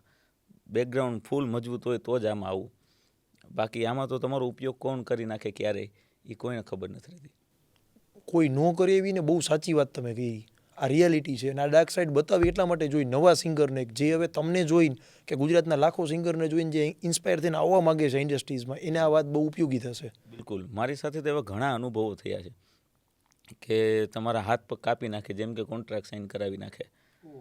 હવે તમે કંઈ કરી ન શકો. મેં તો જો કે નથી કર્યા કોઈ સાથે કંઈ, પણ છતાંય હું એક મારું ઓપિનિયન કહું છું કે ભાઈ ઘણા એવા લોકો છે કે જે તમને મેન્ટલી પરેશાન કરી નાખે. હવે કલાકારે જે એક ફૂલની જેમ ઉગતું હોય એને કચડી નાખે તો એ કેટલું અયોગ્ય એમ. અને એ ઇન્ટેન્શનલી જ્યારે ઇન્ટેન્શનલી એમ કે આ સારું કામ કરે છે, આને પકડો, આને દબાવી દો, કારણ કે તો આ કરશે તો આપણું ક્યાંક ને ક્યાંક ડિસ્ટર્બ થશે. એટલે લોકો એમ માનતા હોય, પણ આ એક રંગમંચ છે, અને હું તો કર્મમાં બહુ સારું માનું છું. આ એક રંગમંચ છે, અને કર્મની ગતિ, મારો એક બહુ વાયરલ વિડીયો થયો કે કર્મની ગતિ ન્યારી છે. અહીં કરેલા અહીં ભોગવવા પડે. જેવું કરો એવું ભોગવો. ઘણાને બહુ એમ ગંગામાં નાવત પાપ ધોવાય છે. તો ભાઈ શ્રવણ કાવડ લઈને જ ફરતો, સેવા એના માત પિતાની જ કરતો. ત્યાં દશરથ રાજાએ આવીને જે તીર ચલાવ્યું, એ શ્રવણના પ્રાણ વિનશે એ કોને ખબર હતી? એ તો વિધિના જે લખ્યા લેખ હોય લલાટે હાચા થાય. આજ બોલેલું કાલ પાછું આવે, આજ વાવેલું કાલ ઉગે. માણા હોય કે દેવતા, કર્મનો સિદ્ધાંત જ એક જ છે કે બધાને ભોગવવો જ પડે. એકદમ સરસ ગમી વાત કરી કે જ્યારે આપણે જેન્ઝીને સંભળાવશી જ નહીં તો એ પસંદ જ નહીં કરે. એને એકચ્યુઅલી ગમે જ છે, પણ કોઈ પીરસવાળું ક્યાં? જો મોડર્ન જ પીરસશી તો એ વ્યક્તિ મોડર્ન ગમશે, જો પ્રાચીન પીરસશી તો એ પછી એને ગમશે જ. હવે લોકગીતો હું અત્યારે ઘણા બધા કલાકારોને જોતો હોય, લોકગીતો છે એના કમ્પોઝિશન ફેરવી નાખે. અરે ભાઈ, એને ફેરવવાનું કામ જરૂર છે? જેનું મૂળ બંધારણ છે કે મૂળ રચના જે રીતે થઈ હતી, એમાં એક રચના હોય, એ એક રચનાને પોતાના 2-3 શબ્દો આપે, અને મૂળ રચના જે હોય એ પકડી રાખે, પછી એની જાતે બે ત્રણ થોડીક પોતાની ક્રિએટિવિટી એડ કરે બે ત્રણ એમાં. લાઈનો એડ કરી નાખે અને પછી કહે કે ભાઈ આ લોકો સુધી પહોંચ્યું. અરે ભાઈ, તો આખું નવું ગીત જ બનાવી નાખો ને. જો આપણે નવું એક સ્ટ્રક્ચર ઊભું કરવું હોય તો આપણે પોતાની રીતે સ્ટ્રક્ચર ઊભું કરીને આગળ. એવા ઘણા બધા ઓરિજિનલ સોંગ્સમાં ઘણા બધા આર્ટિસ્ટો નેશનલ ઇન્ટરનેશનલ લેવલ ઉપર છે કે જે પોતાના નામથી પોતાના કામથી ઓળખાય છે. અને આપણે જ્યારે કલાકારો ગુજરાતમાં જે લોકસંગીત કે લોક સાહિત્યની માત્ર સીમિતની વાત કરું તો એ સાહિત્ય સભર ઓળખાય કે આ સારું ભજન ગાય, આ સારા લોકગીતો ગાય. એનું બેકગ્રાઉન્ડ જ એ છે, એનાથી તો એ ઊભા થયા છે. સારા ગીતો ગાય એટલે તો તમને લોકો બોલાવે છે. અને જ્યારે તમને લોકો સાંભળવા માંડ્યા, બોલાવવા માંડ્યા, ત્યારે તમે એ ગીતોને ફેરવી નાખો. તો એનો શું મતલબ? બરોબર છે. એક વસ્તુ કહેવાય ને કે ભાષાનું બહુ એક પોતાને ગર્વ હોવું જોઈએ. આજ તમે જાપાનીઝ કોઈ પણ સ્કૂલમાં જુઓ, અમારું સ્ટડી છે તો એને કમ્પલસરી પોતાની જે માતૃભાષા હોય ત્યાંની જાપાનની લોકલ, ચાઇના હોય તો ચીનની ભાષા એ અપનાવે છે. થોડો કંઈ ક્યાંક આપણે એવો ટ્રેન્ડ વચ્ચે સમય સ્ટાર્ટ થયો તો હવે લોકો સમજે છે. એક બહુ સરસ હાસ્ય કલાકારે એક વાત કીધી હતી કે બાળકને ઇંગ્લિશ મીડિયમમાં બેસાડો ને એ ચિત્ર અને બાળકને ગુજરાતી મીડિયમમાં બેસાડો, આ બે ચિત્ર અલગ અલગ લાગે. ચિત્રની એને કમ્પેરિઝન કરી. ઓલું ચિત્ર એવું લાગે કે હાથી ઉપર બાળક બેઠો હોય, બહુ સરસ લાગે. ગુજરાતી મીડિયમમાં બેસાડો તો એ જોવું ગમે. ઇંગ્લિશ મીડિયમ એવું લાગે કે બાળક ઉપર હાથી બેઠો હોય. એટલે ક્યાંક ને ક્યાંક જો સ્ટુડન્ટ પાસે ક્લિબર નથી તો ઇંગ્લિશ મીડિયમને નહીં લઈ શકે. હા, આનો ક્યાંય આપણી ચર્ચાનો મતલબ નથી કે ઇંગ્લિશ ન આવડવું જોઈએ. It is totally necessary. જો તમારે એક વર્લ્ડ લેવલ ઉપર કે મોટા આયામ ઉપર કામ કરવું હશે તો એક ભાષા તરીકે તમારે આવડવી જ જોઈએ. પણ ગર્વ તો હંમેશા એક ગુજરાતી હોવાનું જ થવું જોઈએ. મેં તમને ક્યારેય લાઈવ નથી સાંભળ્યા પણ તમારા ઘણા બધા વિડીયો જોયા. એક વાત મને બહુ સરસમાંથી ગમી કે તમે બહુ સરસ પોતાની જે કાઠિયાવાડી લેંગ્વેજ છે આપણી, જે આપણી માતૃભાષા છે, એને બહુ પ્રાધાન્ય આપો છો, ઇમ્પોર્ટન્સ આપો છો. તમારો શો પણ એક સરસ હતો તો એ શોમાં તમે એ જ વાત કરેલી કે કાઠિયાવાડી ભાષા તરીકે મને એક ગર્વ છે. તો આ વાત ઉપર તમે કોઈ વિશેષ ટિપ્પણી કરશો કે ગુજરાતી ભાષાનું શું કામ ગર્વ હોવું જોઈએ આપણને? જો પહેલી વસ્તુ તો એ છે કે કોઠાની ભાષા છે, આપણે ગર્ભમાંથી લઈને આવ્યા છીએ. એટલે આપણે ગુજરાતી ઓલી ચીપીનું ગુજરાતી બોલે, જે આપણે માનો કે હું કે આપણે સારી જગ્યા ઉપર ગયા હોય તો કેમ છો, હવે એકચ્યુઅલી આવું બધું આપણે વાત કરીએ તો હવે એ તો ચીપીનું ગુજરાતી બોલે. એને બધા ઇંગ્લિશ બોલવું સારું જો આવડતું હોય પૂરેપૂરું. તો નથી આવડતું તો આપણે તો વર્તાઈ જવાના છીએ છેલ્લે કે આ ભાઈ છે મૂળ કુંડલાના, હું મારું ગામ સાવરકુંડલા, એમ હું ગમે એટલું ઇંગ્લિશ બોલું, હું ગમે એટલું હિન્દી બોલું, કે ગમે એમ આગળ જાઉં, કહેવાય તો હું એ જ, મારું ગામ તો વતન તો એ જ કહેવાય, પાણી તો અમારે નાવલીનું જ આવે. તો હવે એ છે તો એને શું કામ નથી ઉજાગર કરતા? આપણે એનાથી તો આપણે આવ્યા છીએ, ત્યાંથી તો આપણે રહીમાં છીએ, ધૂળમાં અલોટાય છીએ. એ ભાષાનો ઉપયોગ કર્યો છે આપણે. એ ભાષામાં મને મારા બાપુજીએ ઠપકો આપ્યો છે, મને ખીજાણા છે, મને કીધું છે, એને હું થોડું ભૂલી જાઉં. કારણ કે એ જ મારી તાકાત છે, એ જ મારી બધી ઓળખ છે. એટલે હું ગુજરાતી માતૃભાષાને તો હૃદયમાં રાખું, પણ મારી કાઠિયાવાડી જે ભાષા છે કે જેમાં આપણે રૂડા લાગી, મીઠા લાગી, જેવા છીએ એવા દેખાય. એટલે મને કારણ કે તમારો જે શો છે વાતું આપણા મલકની, એકદમ હિટ શો છે, એમાં તમે આ વાત કરેલી એટલે આજે મેં આ ચર્ચા કરી. અને બીજું કેવું થાય કે પેલું કહેવાય ને કે માણસ ગમે એટલી ભાષા શીખે, એને રડવું આવે તો એ માતૃભાષામાં જ રોવું પડે. ઇંગ્લિશમાં કેમ રોવાય? શક્ય જ નથી. એટલે તમે કીધું એમ છેલ્લે તો એક વ્યક્તિ બહાર આવે છે. અને બીજું કેવું થતું હોય, આપણને એને નાનું લાગતું હોય કેટલી વાર. તમે જેમ વાત કરી કે ભાઈ હું સાવરકુંડલાને જ આગળ ન કરું, એને જ મહત્વ ન આપું, તો કેટલી વાર એવું લાગતું હોય કે હું જે પ્રાંતમાંથી બિલોંગ કરું છું એ પ્રાંત મને નાનો લાગતો હોય, એની વિશેષતા મને ન લાગતી હોય, એટલે હું બીજાથી આકર્ષિત થાઉં કે ના આ ફલાણું સરસ છે, આ સારું છે, હું એને અપનાવું. પણ હકીકતમાં જ્યારે અંદર ડીપ ડાઇવિંગ કરું ત્યારે ધ્યાનમાં આવે કે ના આપણું છે એ વિશેષ જ છે. વિશેષ. અને મને તો તમે વાત કરી ને, હવે ઘણા બધા કલાકારો આઉટ ઓફ ઇન્ડિયા જાય ને, મને કોઈનો કંઈ વિરોધ નથી. આ તો ખાલી રમત માટેની વાત. હા, બરોબર, તમારા વિચાર રજૂ કરો. તો હું ઘણા બધા કન્ટ્રીઝ ફર્યો છું. એટલે ત્યાં હું જોઉં એટલે બધા એમ કે જો અહીં કેવી સરસ બધી વ્યવસ્થા છે, જોઈ કે અમેરિકામાં જાય કે આઉટ ઓફ ઇન્ડિયા કોઈ પણ કન્ટ્રીમાં જાય, જો અહીંયા લોકો આમ આવે, આવું આપણા ભારતમાં હોવું જોઈએ, એમ ત્યાંથી શીખ લઈને આવે. આ આપણા ભારતમાં આવું છે જ નહીં. અને જ્યારે આપણે ભારતમાં આવીએ, હું ન્યૂઝીલેન્ડમાં ગયો હતો અને મારી બ્રિસ્બેનથી ફ્લાઇટ હતી ઓકલેન્ડની, અને સિંગાપુરથી બ્રિસ્બેન ને બ્રિસ્બેનથી ઓકલેન્ડ એવી રીતના ફ્લાઇટ કરીને ગયા હતા. તો મુંબઈથી જ્યારે અમે સિંગાપુર આવ્યા ને ત્યારે આમ થોડુંક 50% આપણને ફ્લાઇટમાં ઇન્ડિયનની ફીલ આવે. પછી જ્યારે બ્રિસ્બેનથી ઓકલેન્ડ ગયા ને ત્યારે તો અમે ખાલી 5-6 જણા જ હતા, જે અમે ફેમિલી હતા, એ જ હતું ગુજરાતી કે આપણું ઇન્ડિયન, બાકી બધા ત્યાંના લોકો હતા. હવે ત્યાં હું આમ જોતો ફ્લાઇટમાં કે 24 કલાકની ફ્લાઇટ હતી અમારી. 24 કલાકની ફ્લાઇટમાં એ ત્યાંના જે નાગરિક હોય, જે આઉટ ઓફ ઇન્ડિયાના છે, એ બધા એક ઓલું બર્ગર કે એમ જોઈને એક સતત સ્ક્રીનની સામું આમનામ બેઠા રહ્યા 24 કલાક સુધી. હું સુઈ જાઉં, હું આમ આડો થાવ ને ઊભો થાવ ને હાયલા રાખું પ્લેનમાં. અને મેં કીધું આ લોકોમાં સંવેદના નથી જે આપણામાં છે. આપણે અહીં ઘરે મમ્મીનો ફોન આવે, જમી લીધું બેટા, તે આમ કરી લીધું, આપણે કોઈનો ઠપકો આવે, કંઈ ચિંતા થતી હોય, શું કરવા છે, શું કરે છે, આ કોઈને બધા પોતપોતાની લાઈફમાં બિઝી હોય. અને પછી એને સિસ્ટમમાં ન આવવું પડે તો કેમ આ લે? એને તો એની હાટું સિસ્ટમ અને એ સિસ્ટમ ફોલો કરે જ. અને એ લોકોનું એક અલગ આખી રચના અલગ છે, સિસ્ટમ અલગ છે, એનો દેશ પ્રાંત અલગ છે. એને આપણે ભારતની યાર કેમ કમ્પેર કરી શકીએ? આજે ભારતમાં કંઈક સારું થયું તો એની કેમ કોઈ ચર્ચા નથી કરતું કે વાહ ભાઈ વાહ. આ હું તો હજી કહું કે ભાઈ રોડ રસ્તા બધા ખાડા ખપડાવાળા હજી છે જ, ભારતમાં છે, ગુજરાતમાં પુષ્કળ પ્રમાણમાં છે. પણ હું જે રોડ ઉપર હાલતો હતો આજથી 5 વર્ષ પહેલાં, એ રોડ આજે એવો નથી. આ એક ગર્વની વાત છે આપણા માટે, જે આપણે અહીંયા રહીએ છીએ. એટલે હવે અમેરિકા જેવા રોડ આપણે ભારતમાં નથી તો ક્યાં થાય? પણ ક્યાંથી થાય ભારતમાં અમેરિકા જેવા રોડ? ભારતની પોપ્યુલેશન જો હોય, બસ હું એ જ કહેવાનો હતો કે તમે વસ્તી સંભાળો, દુનિયાનો કયો દેશ એવો જે આપણી જેટલી પોપ્યુલેશન હેન્ડલ કરે છે? આલું એ ને કે 5 માણસને હેન્ડલ કરવા અઘર જ છે, અને આપણે અહીંયા કેટલાને હેન્ડલ કરીએ આપણને ખ્યાલ છે. સાચી વાત છે. અને બીજું, ગુજરાતી જે માણસ છે ને થોડોક મદદગાર અને આમ જાણવાની ઉત્સુકતા વાળો. ફ્લાઇટમાં તમે જુઓ, આપણે બહુ બને ત્યાં સુધી સકણા નહીં બેસી, બાજુવાળાને પૂછશી ભાઈ શું કરો આ તે. એ 12 કલાકમાં કોઈને બોલાવે નહીં. બાજુવાળો શું કરે છે કાંઈ એની ટીવીમાં એની સ્ક્રીનમાં વ્યસ્ત હોય. આપણે એક નાનકડું પોડકાસ્ટ ફ્લાઇટમાં થઈ જાય, બાજુ બેઠો હોય ને તો પૂછી લે ભાઈ તું કયું ગામ, તારું ઘર, બાપુજી ક્યાં ગામના, તમે શું કામ કરો? સરસ. તમે સાવરકુંડલાની વાત કરી ભાઈ, તો દરેક વ્યક્તિને કેવું ને, જનની જન્મભૂમિ સ્વર્ગાદપી ગરી હશે. બધાને પોતાની માતૃભૂમિનું મહત્વ હોય. તમારા કાકાએ બહુ સરસ એક સાવરકુંડલા ઉપર રચના બનાવી હતી અને મેં સાંભળી હતી. એકવાર એ રચના સરસ સંભળાવો તો બહુ મજા આવે.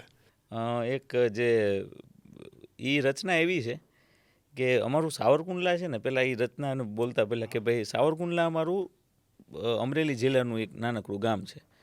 હવે ત્યાંથી નાનકડા ગામમાં એક તો બહુ ઝાઝી સંસ્થાઓ છે સેવાકીય કામ કરતા હોય એવી. હમણાં મોખરે લલુભાઈ શેઠ આરોગ્ય મંદિર, જે ખૂબ શ્રી મોરારી બાપુએ એમની કથા પણ કરી હતી ત્યાં, અને ખૂબ સરસ મજાનું એક ફંડ પણ ત્યાં ઊભું કર્યું હતું એ સંસ્થા ચલાવવા માટે. અને એ ઉપરાંત ઘણી બધી સંસ્થાઓ છે. જલારામ મંદિર છે થી લઈ સદભાવના, અહીં કેમ આપણે સદભાવના છે, ત્યાં પણ અમારે એક છે લગભગ આ સદભાવના જ છે લગભગ ત્યાં તે. અને ખૂબ સરસ અલગ અલગ સંસ્થાઓથી ભરેલું છે કુંડલા. અને ત્યાંથી લલુભાઈ શેઠ, જે બીજા ગાંધીજી કહી શકાય. પછી તમને નવાઈ લાગશે, મનહરુદાસજી, એ સાવરકુંડલાના, એમનું બાળપણ ત્યાં વીત્યું. મોરારજી દેસાઈ સાવરકુંડલામાં ભણેલા. પછી સારા એવા કલાકારો છે કે જે સાવરકુંડલામાંથી એનું આવ્યું, જન્મ થયો, એમ એની કલાનો જન્મ થયો. એટલે સાવરકુંડલા અનોખું છે આખું. અમારા ગામમાં નાવલી નદી છે. એ નદીમાં ક્યાંથી પાણી આવે અને ક્યાં જાય એ આજ સુધી ખબર જ નથી પડી. કારણ કે વરસાદ આવે, 2 ઇંચ વરસાદ આવ્યો હોય જરી કે 5 ઇંચ તમે વરસાદ પકડી લ્યો એટલે આખું પૂર આવી જાય નદીમાં. ત્યાં અમારે ત્યાં બધી નદીમાં બાજુ દુકાનો છે, ત્યાં બધી પાણી ઘરી જ ગયું હોય. અને એ ઊંધી નદી છે, બધી નદી છે એ સાગર તરફ જતી હોય. એક નાવલી જ છે કે જે સાગરથી ઊંધા વેણ પકડે. એટલે અમારે બધાની ત્યાં તાસીર એવી કે અમારા આમ અલગ હજારોની સંખ્યામાં મોકલો તમે તો હું તમને કહી દઉં કે આ આવે ને કુંડલાનો મણાયેલો આવે. કારણ કે એવી એક દરેક પોતપોતાના વતન પાત્ર પ્રેમ હોય, પણ કુંડલા આખો અલગ જ ભૂમિ છે. એટલે પછી લખ્યું કે ભાઈ મળનાર પૂછી બેસે જ મેળા પછી, ક્યાં ગામનું આ જોરુકું પાણી, ત્યારે પોરોથી બોલી પલાય છાતી તાણી, કે નદીઓ બધી ઘેલી સાગર તણી, વહે મળવા મેલે ડોટ સરવાણી, પણ એક નાવલી જ મનની મહારાણી, જે ઉલટા વહાવે નિજ નીર જોઈ જાણી, પીધા અમે ઈ હેંજળ ઈ કુંડલપુરના પાણી, એટલે તાસીર આવી અડલ ઘડાણી. અમારી સેજ આખા બોલી અને આકરી વધવી વાણી, પણ અઘરું ઉકેલે પલમાં જે દુનિયા હોય મૂંઝાણી, જોગીદાસ નિપજાવે એવી ધીંગી ધરતી, ધન્ય હો ધન્ય કાઠિયાવાડી, નદી નાવલીના પાણી. બહુ સરસ. સાચું તમે કીધું કે માણસ અલગ તરી આવે. અને આ ગર્વ કદાચ મન લાગે સાવરકુંડલામાં રહેતા 20-30% વ્યક્તિને નહીં ખબર હોય. તમે હજી 4-5 વાત વિશેષ કરી. મને પોતાને મોરારજીભાઈ દેસાઈનું તમે કીધું એ નહોતો ખ્યાલ મને. એટલે કેટલી વાર એવું થતું કે આપણો અભ્યાસ ન હોય એટલે આપણને મહત્વ ન લાગતું હોય કે ભાઈ મારો પ્રાંત કંઈક વિશેષ છે, કે એના ઉપર અભ્યાસ કરવો પડે. બરોબર વાત બિલકુલ. અને અમારે ત્યાં જોગીદાસ ખુમાણ કે જેને આમ જે વટની વાત જે કરી, જે ભાવેણા નરેશની, અમે ભાવેણા નરેશે કીધું લ્યો તમારે માગવું હોય આજ માગી લ્યો, તો કે ભાઈ આ તમને કુંડલા દીધું એમ કીધું ભાવેણા નરેશે. તો કે એમ મને કુંડલા ન ખપે, કુંડલા તો છાતીએ ખપે, એમ આમ પ્રેમથી ખપે, આમ બધ ભરવીને તમે એમ કહો કે એમ દીધું અને મેં મારી રીતના ગરાને લીધું તો મને ખપે એમ. અને પછી જ્યારે જીતી લીધેલું કુંડલા જોગીદાસ ખુમાણે પાછું આપી દીધું કે ભાઈ હવે મને કુંડલા ન ખપે બાપુ, એટલા નિહાકા લીધા પછી મને કુંડલા ન ખપે. એ ખુમારીની આ ધરતી છે. સાચી વાત છે. અને એ કહેવાય ને બહારવટીયાના એક્ઝામ્પલ એ અત્યારે લોકો આપે કે ભાઈ જોગીદાસ ખુમાણ એકવાર વચન આપી દઈએ એ ન જાય. આજે એ વસ્તુ 2026માં કમ્પેર કરી દસ્તાવેજ કર્યા પછી માણા ફરી જાય, લખેલું બદલી જાય. ઓલું તો કેવું બહારવટીયાની એક ટેક હતી કે ભાઈ એકવાર વસ્તુ બોલાઈ જાય એટલે એ વચન થઈ ગયું, પૂરું થઈ ગયું વસ્તુ. બરોબર છે મિતભાઈ. અમારા સાવરકુંડલામાંથી એક વ્યક્તિ આજે વિશ્વના દરેક ખૂણે ઉપર વસેલા છે. અને તમને નવાઈ લાગશે કે તમે દાસ પેંડાવાલાનું કદાચ નામ સાંભળેલું હશે. વડોદરામાં એના આઉટલેટ છે, ભાવનગર મૂળીની ફેક્ટરી છે, એ અમારા સાવરકુંડલાના, અમે ગર્વથી કહી શકીએ. પછી કાંટા ઉદ્યોગ, ખૂબ મોટો ઉદ્યોગ સાવરકુંડલામાં, પ્રાચીન ઉદ્યોગ પહેલાંનો. કાંટા અમે બનાવતા, વેવિંગ મશીન. હવે આજથી વર્ષો પહેલાં કોઈ એવું ડિજિટલાઇઝેશન નહોતું આવ્યું કાંટાનું, ત્યારે દુનિયાના દરેક ખૂણે અમારા કાંટા પહોંચતા. અને આજે પણ ફેમસ છે કાંટા અમારા સાવરકુંડલાના. એટલે ઉદ્યોગમાં પણ પહેલાં મોખરે. પછી અમારે ઇંગોરિયા આવતા, હજી પણ લોકો આવે. હવે કોકડા થઈ ગયા, દરજીની કોકડી હોય ને એમાં બારૂક ભરીને એ કરતા હોય. પણ એ બહુ સરસ અત્યારે અમારે સાવરકુંડલામાં વિશ્વમાં વખણાય છે ઇંગોરિયાની લડત દિવાળી સમયે. નાવલી નદી છે અને આ બાજુ સાવર છે, આ બાજુ કુંડલા છે. બરોબર. એટલે એ રીતે નામ સાવરકુંડલા એમ છે, વચ્ચે નાવલી નદી છે એટલે અમે એને સામે કાંઠો કહીએ. એટલે સાવર અને કુંડલા વચ્ચે બે આવે, બધા યુવાનો આવ્યા હોય સજી દધીને, હાથમાં ઇંગોરિયાની કોકડીની થેલી હોય અને પછી એકબીજાની ઉપર ઘા કરતા હોય. એવા તમે દ્રશ્યો તમે જોઈ શકશો, એ નેટ ઉપર પણ અવેલેબલ છે. તો એ અમારે સાવરકુંડલાની અનોખી ઓળખ છે. વાહ, તો આ તો આખી આ ઘણી બધી વાતો મને પોતાને ખ્યાલ નહોતી સાવરકુંડલા વિશે. કાજુ ગાંઠિયાનું શાક જે આપણે બધા અત્યારે બધા મેનુમાં આવે છે, કાઠિયાવાડી મેનુમાં, એ ઉપજ જ સાવરકુંડલાની. ભાવનગરી ગાંઠિયા અને કાજુની સાથેનું જે તીખું શાક હોય એ અમારે સાવરકુંડલાની જ ઉપજ. તો તમે એવું બિલીવ કરો છો, કારણ કે તમે સંગીતને બહુ ડીપલી સમજ્યા છો, કે કોઈ માણસનો આજ સપોઝ હું સિંગિંગ માટે નથી બન્યો, મારી પાસે તમે ગીત ગૌરવ તો લગભગ કોઈ સાંભળે નહીં, તમારે જેટલો મીઠો સ્વર નથી. પણ જો હવે હું ડિસાઇડ કરું કે ના મારે સિંગિંગ કરવું છે, તો સ્વરને પ્રેક્ટિસથી બદલી શકાય? 100%. એને તમે સ્ટ્રક્ચર આપી શકો, એને તમે ફોર્મ કરી શકો. મારો અવાજ અત્યારે જે છે એવો પહેલાં પણ નહોતો. મારો તમે નાનપણનો વિડીયો જોવો તો નારી સ્વર હતો, જે હું આપણે બાળકનો કેવો નારી સ્વર હોય, તીખો સ્વર, એવો હતો. અને પછી જ્યારે મારી ઉંમર વધતી ગઈ, 18 વર્ષ થયા, ત્યારે થોડુંક આમ ખેંચાય, કેમ અંદર ડીપલી ગાતા હોય, બોલતા હોય એવું લાગે, હજી અવાજ આમ ફોર્મ થતો હતો. અને પછી એક રેન્જ હોય, ગાયકીમાં એક રેન્જ આવે કે આ સુરથી લઈને આ સુર સુધી ગાઈ શકવો જોઈએ ગાયક, તો એ પ્રોફેશનલ ગાયક કહેવાય. એમ કે ભાઈ બધા સુરોને નિભાવી શકવો જોઈએ પકડથી, તો એ એક સારો ગાયકની એક વ્યાખ્યામાં આપણે એને રાખી શકીએ એમ. તો એમ ધીમે ધીમે કરતાં કે કદાચ સૂર આપણો એટલો ઊંચો જાય નહીં, આપણે જે ગાઈ શકવા જોઈએ ન ગાઈ શકીએ, ગળું આપણને સાથ ન આપે, મગજમાં વાગતા હોય ગીત. અત્યારે જે મોટા કલાકારોને જે આવનારા જે છે આર્ટિસ્ટો, એને જે તકલીફ થતી હોય કે મગજમાં બહુ સારું વાગતું હોય, પણ હવે ગળામાં એ નથી આવતી હરકતો, કારણ કે ગળું એના માટે ટ્રેન નથી, પ્રોપર બનેલું નથી. હવે એને જીમમાં કેમ આપણે દોડવું છે, આપણે ખબર છે કે ભાઈ આપણે 100 કિલોમીટરની રેસ દોડવી છે, તો મારું બોડી કેવું બનાવવું પડશે જેથી કરીને હું એ પાર કરી શકીશ.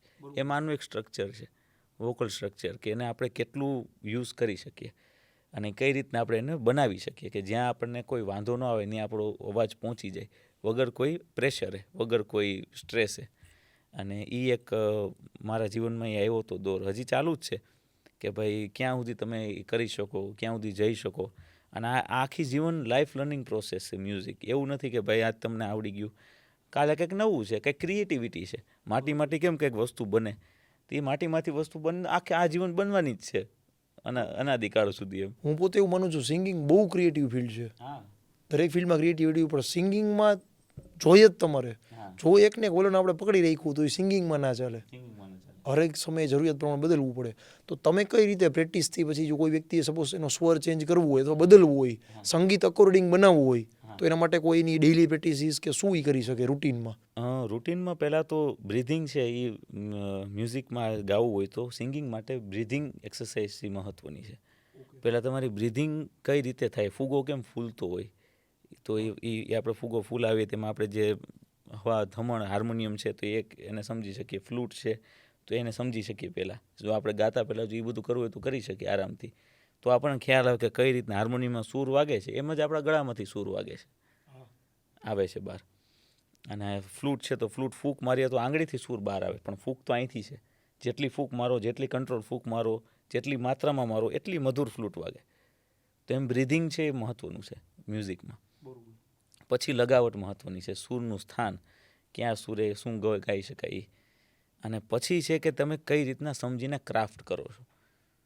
કે ભાઈ હવે આપણો હવે મેં છે ને આ જ એક પોઈન્ટ ઉપર આવીને બધા ફસાતા હોય છે કે ભાઈ ગાયકી મહત્ત્વની છે કે ગીત મહત્ત્વનું છે. આજે તમે આજે કોઈ મારી પાસે ગીત લઈને આવ્યા કે આ શબ્દો છે ગીતના, એ ફલાણા ભાઈએ મ્યુઝિક બનાવ્યું છે એનું, એની રીતના વિચારીને એનું મ્યુઝિક બનાવ્યું છે. હવે તમે બંને મારી પાસે આવ્યા, તમારી ભાવના લખવાની કંઈક અલગ છે કે ભાઈ મને આવી અનુભૂતિ થઈ હતી ત્યારે મેં આ લખ્યું હતું. હવે ભાઈની મ્યુઝિક તમે જે અનુભૂતિ એને સમજાવી એ ભાઈ એ પ્રમાણે મ્યુઝિક બનાવ્યું. હવે જે કદાચ કોઈ એને ફિલ્માંકન કરવાનું અથવા તો એને પ્રેઝન્ટ કરવાનું એનું કંઈક ડાયરેક્શન અલગ હોય. હવે એને સમજીને જે ગાવાનું છે, જે એ ગાયકીથી નથી ગાવાનું, એ ફિલિંગથી ગાવાનું છે, તો એને ન્યાય મળે એ રચનાને. નકર શું ત્રણેય વસ્તુ બદલી ગઈ? હા, ગાયકી તો એક નોલેજ છે આપણું કે ભાઈ મને હું ગાયક છું, મને આટલું હું ગમે એ કરી શકું એમ. તમે ચિત્ર બનાવતા હો તો તમારે ચિત્રની બધી કળા શીખવી પડે, એક પાર્ટ થયું. તમારે ક્રિકેટર છો તો તમે નેટ પ્રેક્ટિસ કરી દે, પણ મારે ક્યાં બોલને કઈ રીતના મારું એ તો લાઈવ ખબર પડે, કઈ રીતના શું એનો પરિસ્થિતિ છે એ પ્રમાણે. તો આમાં સેમ મૂડ પ્રમાણે રમવું પડે. એટલે એ તમારે જે ગીતને જોઈએ એવો સ્ટ્રક્ચર આપવાનો વોઇસનો, કદાચ કોઈ મ્યુઝિક ડાન્સનું મ્યુઝિક છે તો એ રીતના આપવાનું, કોઈ ડિવોશનલ મ્યુઝિક છે તો એ રીતના વોઇસ સ્ટ્રક્ચર આપવાનો. ઘણું તો એક જ છે. કોઈ સેડ સોંગ છે તો એને એ રીતના સ્ટ્રક્ચર આપવાનું, કોઈ હેપી સોંગ છે તો એને એ રીતના સ્ટ્રક્ચર આપવાનું. તો એ અલગ ફોર્મમાં લોકો સુધી પહોંચતું થાય અને એને ગમે. કે ડાન્સવાળું આપણે ભજનની જેમ ડાન્સ કરીએ કેવું લાગે, ડાન્સની જેમ ભજન ગાઈએ સારું ન લાગે. એટલે એ સંગીતની સૂઝ સાથે આ બધી વસ્તુ કરવાની એક પ્રેક્ટિસ હોય છે. બહુ સરસ. તો તમે બહુ ડીપલી ટૂંકમાં કહો ને, હું સમજુ ત્યાં સુધી મ્યુઝિકને બહુ ડીપલી સમજ્યા છે તમે. પડકારો 3.0 હાલમાં તમારો એક આલ્બમ લોન્ચ થયો, સાંભળ્યો મેં પોતે, બહુ સરસ આલ્બમ છે. તો એ આલ્બમથી એક પ્રશ્ન પૂછું કે તમે સિંગિંગ તો બહુ સારું કરો છો, પણ સાથે સ્ક્રિપ્ટિંગ એટલે કે લોક સાહિત્યના કોઈ ગીત ભજન લખો છો તમે પોતે અત્યારે રાઇટિંગમાં? હા, મેં ઘણા બધા ગીતો લખ્યા છે, ઘણા બધા કમ્પોઝિશન્સ કર્યા છે. અમુક કમ્પોઝિશન હજી નથી આવ્યા, બહાર મેં નથી પાડ્યા કારણ કે હજી બધા પ્રોસેસમાં છે. પણ પડકારો જે મારો 3 વર્ષ પહેલાંનો વિચાર હતો, એટલે દર વર્ષે આ આલ્બમ પાડતા, એટલે 3.0 છે, આ 3જું વર્ષ છે પડકારાનું. એટલે લોકગીતોમાં જે કાંઈ પણ અર્ક પડેલા છે, જે કમ્પોઝિશન્સ, જે હવે હું માનું છું ત્યાં સુધીમાં બહુ ઓછા છે. જેમ કે મારા મિત્ર જ છે હાર્દિકભાઈ દવે, એ ખૂબ સરસ ગાય છે લોકગીતો, જે મૂળ કમ્પોઝિશન છે એમને સાચવીને ગાય છે. પછી આદિત્યભાઈ ગઢવી છે, એ જેમ છે એમ ગાય છે ગીતોને, એના મૂળભૂત શબ્દોને પકડીને ગાય છે, કમ્પોઝિશનને પકડીને ગાય છે. એવા ઓછા હવે કલાકારો રહ્યા છે કે જે આ આપણું જે ભાતીગળ પરંપરા છે એને જાળવીને ગાતા હોય એમ. એને સાઉન્ડ નવું આપી શકીએ આપણે, પણ એને બગાડી થોડું નખાય. તમે કદાચ આપણે કંઈક કાઠિયાવાડી ખાવા ગયા હોય તો રોટલાની ડીશ નીચેની છે એ સારી હોય, પ્રેઝન્ટેશન તમે સારું કરીને આપો, પણ રોટલાને જ બગાડી નાખો તો કેમ ભેગું થાય? તો એનો રોટલો ન કહેવાય, એને બીજું કંઈક વાનગીનું નામ. બરોબર છે. અમુક જે હોય સ્ટાન્ડર્ડાઇઝ એમનેમ જ રહેવું જોઈએ, તો જ એનું મહત્વ છે. એટલે એ ગીતો જે ગરબા છે એ બધાનું કલેક્શન, અને જ્યાં મને એમ લાગે કે ભાઈ મારે કંઈક મારી રીતે, તું એને અલગ જ આપું છું. જે કંઈ હોય એને આપણે કંઈ નથી કરતા, છેડછાડી નથી કરતા જે હોય એમાં, પણ અલગ ગીતો, અલગ એના શબ્દો, એનું સ્વરૂપ. મને કે ભાડાના મકાનમાં છે તો ભાડાના મકાનમાં એ એક અલગ ભજન છે, જીવ શાને ફરે તું ગુમાનમાં, તારે રહેવું ભાડાના મકાનમાં. હવે એને મેં અલગ રીતના આખા બધાય શબ્દો ફેરવી નાખ્યા એમ કે ભાઈ એ ગીત છે એ કેવું છે, વિરક્તિનું ગીત છે, આમ જગાડવાનું, ચેતવાનું, ભાઈ તું શું કામ ગુમાનમાં ફરસ એમ. તો હવે એને મેં ફેરવી નાખ્યું કે ભાઈ જિંદગીની દોડમાં તું પાછો નહીં પડતો, કાયમ છે અહીંયા છાંયો ને તડકો, તું મળતો રહેજે રોજ મોજમાં, ભાઈ તારે રહેવું છે ભાડાના મકાનમાં, મારું તારું કરતો તુંય નથી તારો, વખત આવે આવે હવનો વારો, એટલું સમજી લેજે તું શાનમાં, તારે રહેવું જ ભાડાના મકાનમાં. તો આ વાતને સવિશેષ આપણે હાઇલાઇટ કરશી. એક વાત સહજ પર્સનલ એક મને થાય કે આજે આપના પિતાશ્રી શરીરથી ભલે આપણી સાથે નથી પણ મનથી એ વિચારથી ને સ્પિરિચ્યુઅલી હરેમેશ તમારી સાથે જ રહેવાના છે. જો આપણો આ સંવાદ અને આ પોડકાસ્ટ આજે તમારા પિતાશ્રી જોવે તો એ શું ફીલ કરતા હશે એ તમે વાત કરો. એમને તો જ્યારે હું આ ક્ષેત્રમાં આવ્યો તો મારા પિતાશ્રીને એટલું જ હતું કે પોતે અમે અમારું બેકગ્રાઉન્ડ જ્વેલરીનો શોરૂમ અને વ્યાજનું અમારું ફાઇનાન્સનું કામ, સોના ગોલ્ડ ઉપર અમે લોન આપીએ, અને પપ્પાનું એ વર્ક હતું. ખાલી પપ્પા સાંભળતા, દાદા હતા એ પણ સાંભળતા, એના મિત્રો હતા પપ્પાને, એ બધાની વચ્ચે મને રાખતા કે જે સંગીતના નજીક હોય. અને પછી એવા વ્યક્તિઓ સાથે મને બેસાડતા કે ભાઈ તું આની બેસતું તને કંઈક ખબર પડશે, બાકી મારી પાસે તો કાંઈ આવું નોલેજ છે નહીં મ્યુઝિકનું.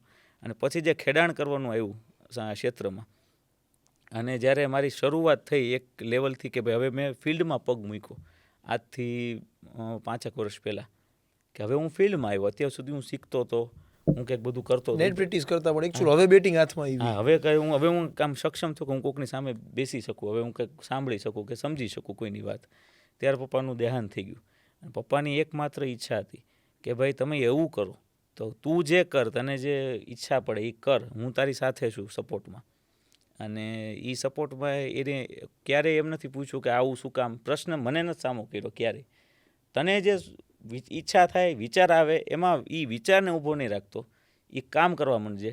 એની પાછળ જે કાંઈ પણ શક્તિ લગાડવાની થાય કે જે કાંઈ પણ લગાડવાનું થાય, હું બેઠો છું. અત્યારે તારી નથી ક્ષમતા, તું તો હજી શીખે છો, તારે પણ અપેક્ષાય ન હોય, પણ હવે મારી એવી ઈચ્છા છે કે તું જે કરી સારું કર, શ્રેષ્ઠ કર, કે તને લોકો કંઈક, તું લોકોની ચિંતા નહીં કરતો કે ભાઈ લોકોને આ મારે ફેમ મેળવવી છે, મારે સ્ટારડમ મેળવવી. મને ચોક્કસ કહેતા કે ભાઈ સ્ટારડમ જેનામાં એટલે તેને સ્ટાર કહેવાય છે, કે એ રાતે દેખાય સવારે ન દેખાય એટલે તેને સ્ટાર કહેવાય.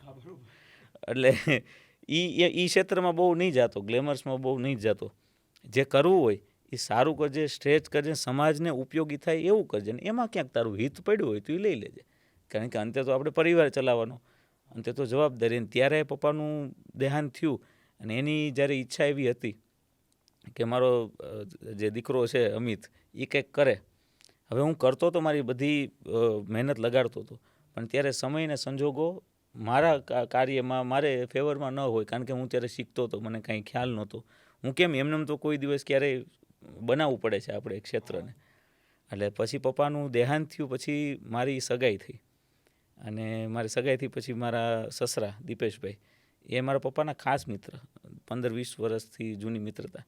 અને એમને આ બધી વાત શેર કરેલી કે ભાઈ આવી રીતના મારી ઈચ્છા છે કે ભાઈ મારો દીકરો આવી રીતના વર્ક કરી શકે, પણ હવે એને કરવાનું છે ઊભું.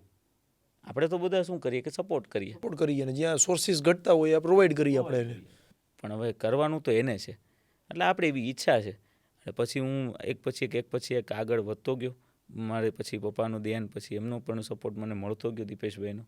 એ પણ ખૂબ જ સારો છે અને મને સહયોગ આપ્યો, વિચારોમાં સહયોગ આપ્યો કે આ કરવું છે તો આમ કરાય, પછી કરવાનું આપણે, મારે તો ગાવાનું છે સ્ટેજ ઉપર, મારે લોકો સુધી પહોંચવાનું છે, પણ મહેનત મારી છે, પણ કાર્ય એટલે પપ્પા અત્યારે જો આ વસ્તુ જોતા હોય તો એને એટલું ફીલ થાય કે ભાઈ જે મારી અપેક્ષા હતી એનાથી વિશેષ આ વ્યક્તિ કે મારો દીકરો કામ કરે છે. બીજું કહીએ ને કે દરેક વ્યક્તિ માટે જેમ તમે વાત કરી કે પોતાના ફાધર હોય એ હીરો હોય, રિયલ હીરો પેલું કહેવાય ને, કોઈ પણ વ્યક્તિને પૂછો તો એના ફાધર હોય. આજે જ્યારે તમને જો મોકો મળે, ઘણા બધા ગીત તમને આવડે છે, ઘણા બધા સોંગ તમે પપ્પા સાથે ગાયેલા હશે, ઘણી યાદો તમારી હશે, એમાંથી કોઈ એક સોંગ જો પપ્પા માટે ડેડિકેટ કરવાનું થાય તો તમે કયું સોંગ ડેડિકેટ કરશો? આમ તો મારા ફાધરે મને ગુરુ તરીકે, મારા એ ગુરુ છે ટૂંકમાં મારા ફાધર, અને એણે મને જે કાંઈ પણ આમાં મને માર્ગ બતાવ્યો, એટલે એના માટે એક ભજન છે, ધન ગુરુ દેવા મારા એ ધન ગુરુ દાતાને, એ ગુરુએ શબ્દ સુનાવ્યો રે, ગુરુનો મહિમા હું એ પળ પળ વખાણું ને તો પંડના પાપ સગળા જાવેજી.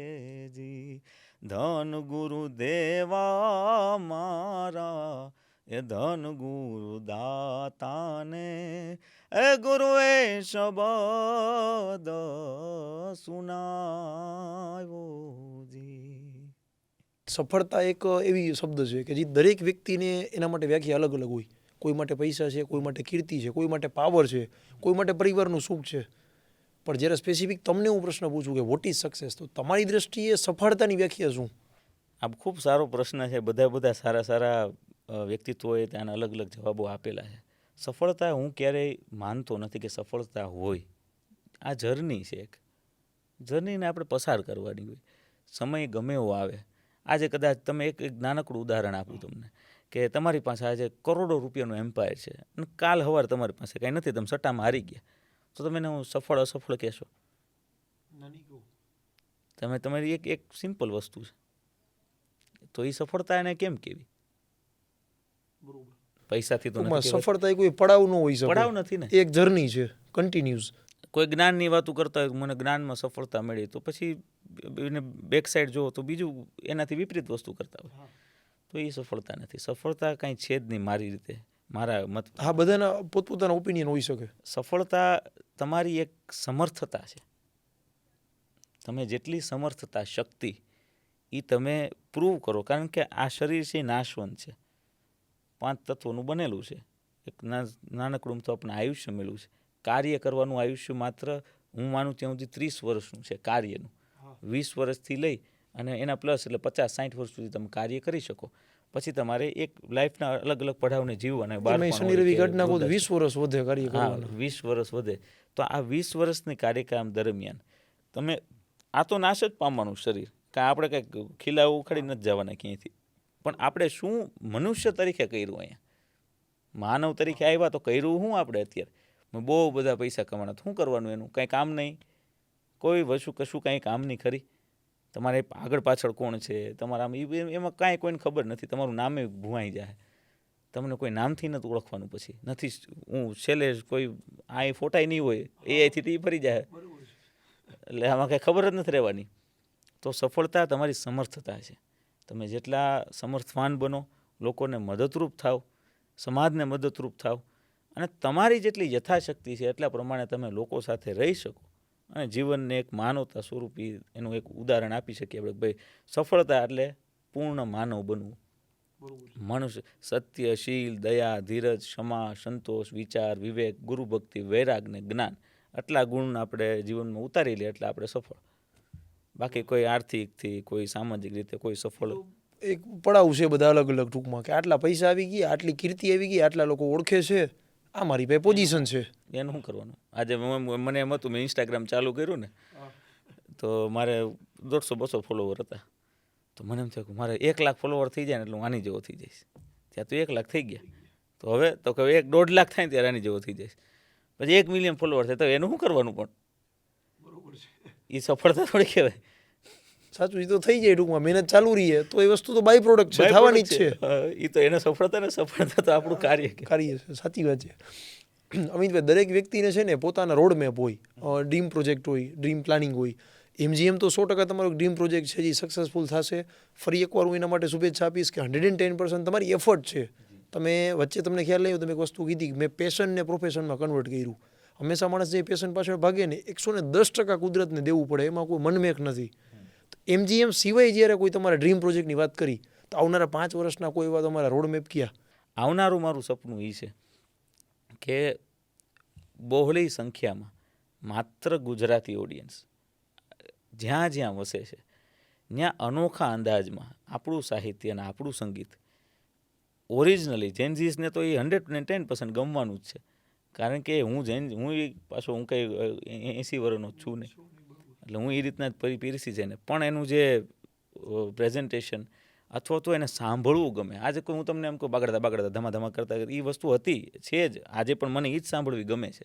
પણ કદાચ ને કોઈ ન ગમતું હોય તો એનો એક અલગ ફ્લેવરમાં થ્રુ એડ કરી તમારી ક્રિએટિવિટી. અને મારે દેશના દરેક ખૂણે દરેક લોકો સુધી, ભલે એ નાની સંખ્યામાં હોય, આપણે એને જ જોતા કે ભાઈ એવી રીતના હોય, પણ દરેક ગુજરાતી સુધી આપણું સાહિત્ય અને આપણું સંગીત પહોંચે એની માટે આપણું જીવન આગળનું સમર્પિત કરવું છે. જોરદાર અમિતભાઈ, 100% પૂછશે, કારણ કે તમારો હેતુમાં જ ક્લેરિટી અને ફોકસ દેખાય છે, ડિસિપ્લિન તમારું.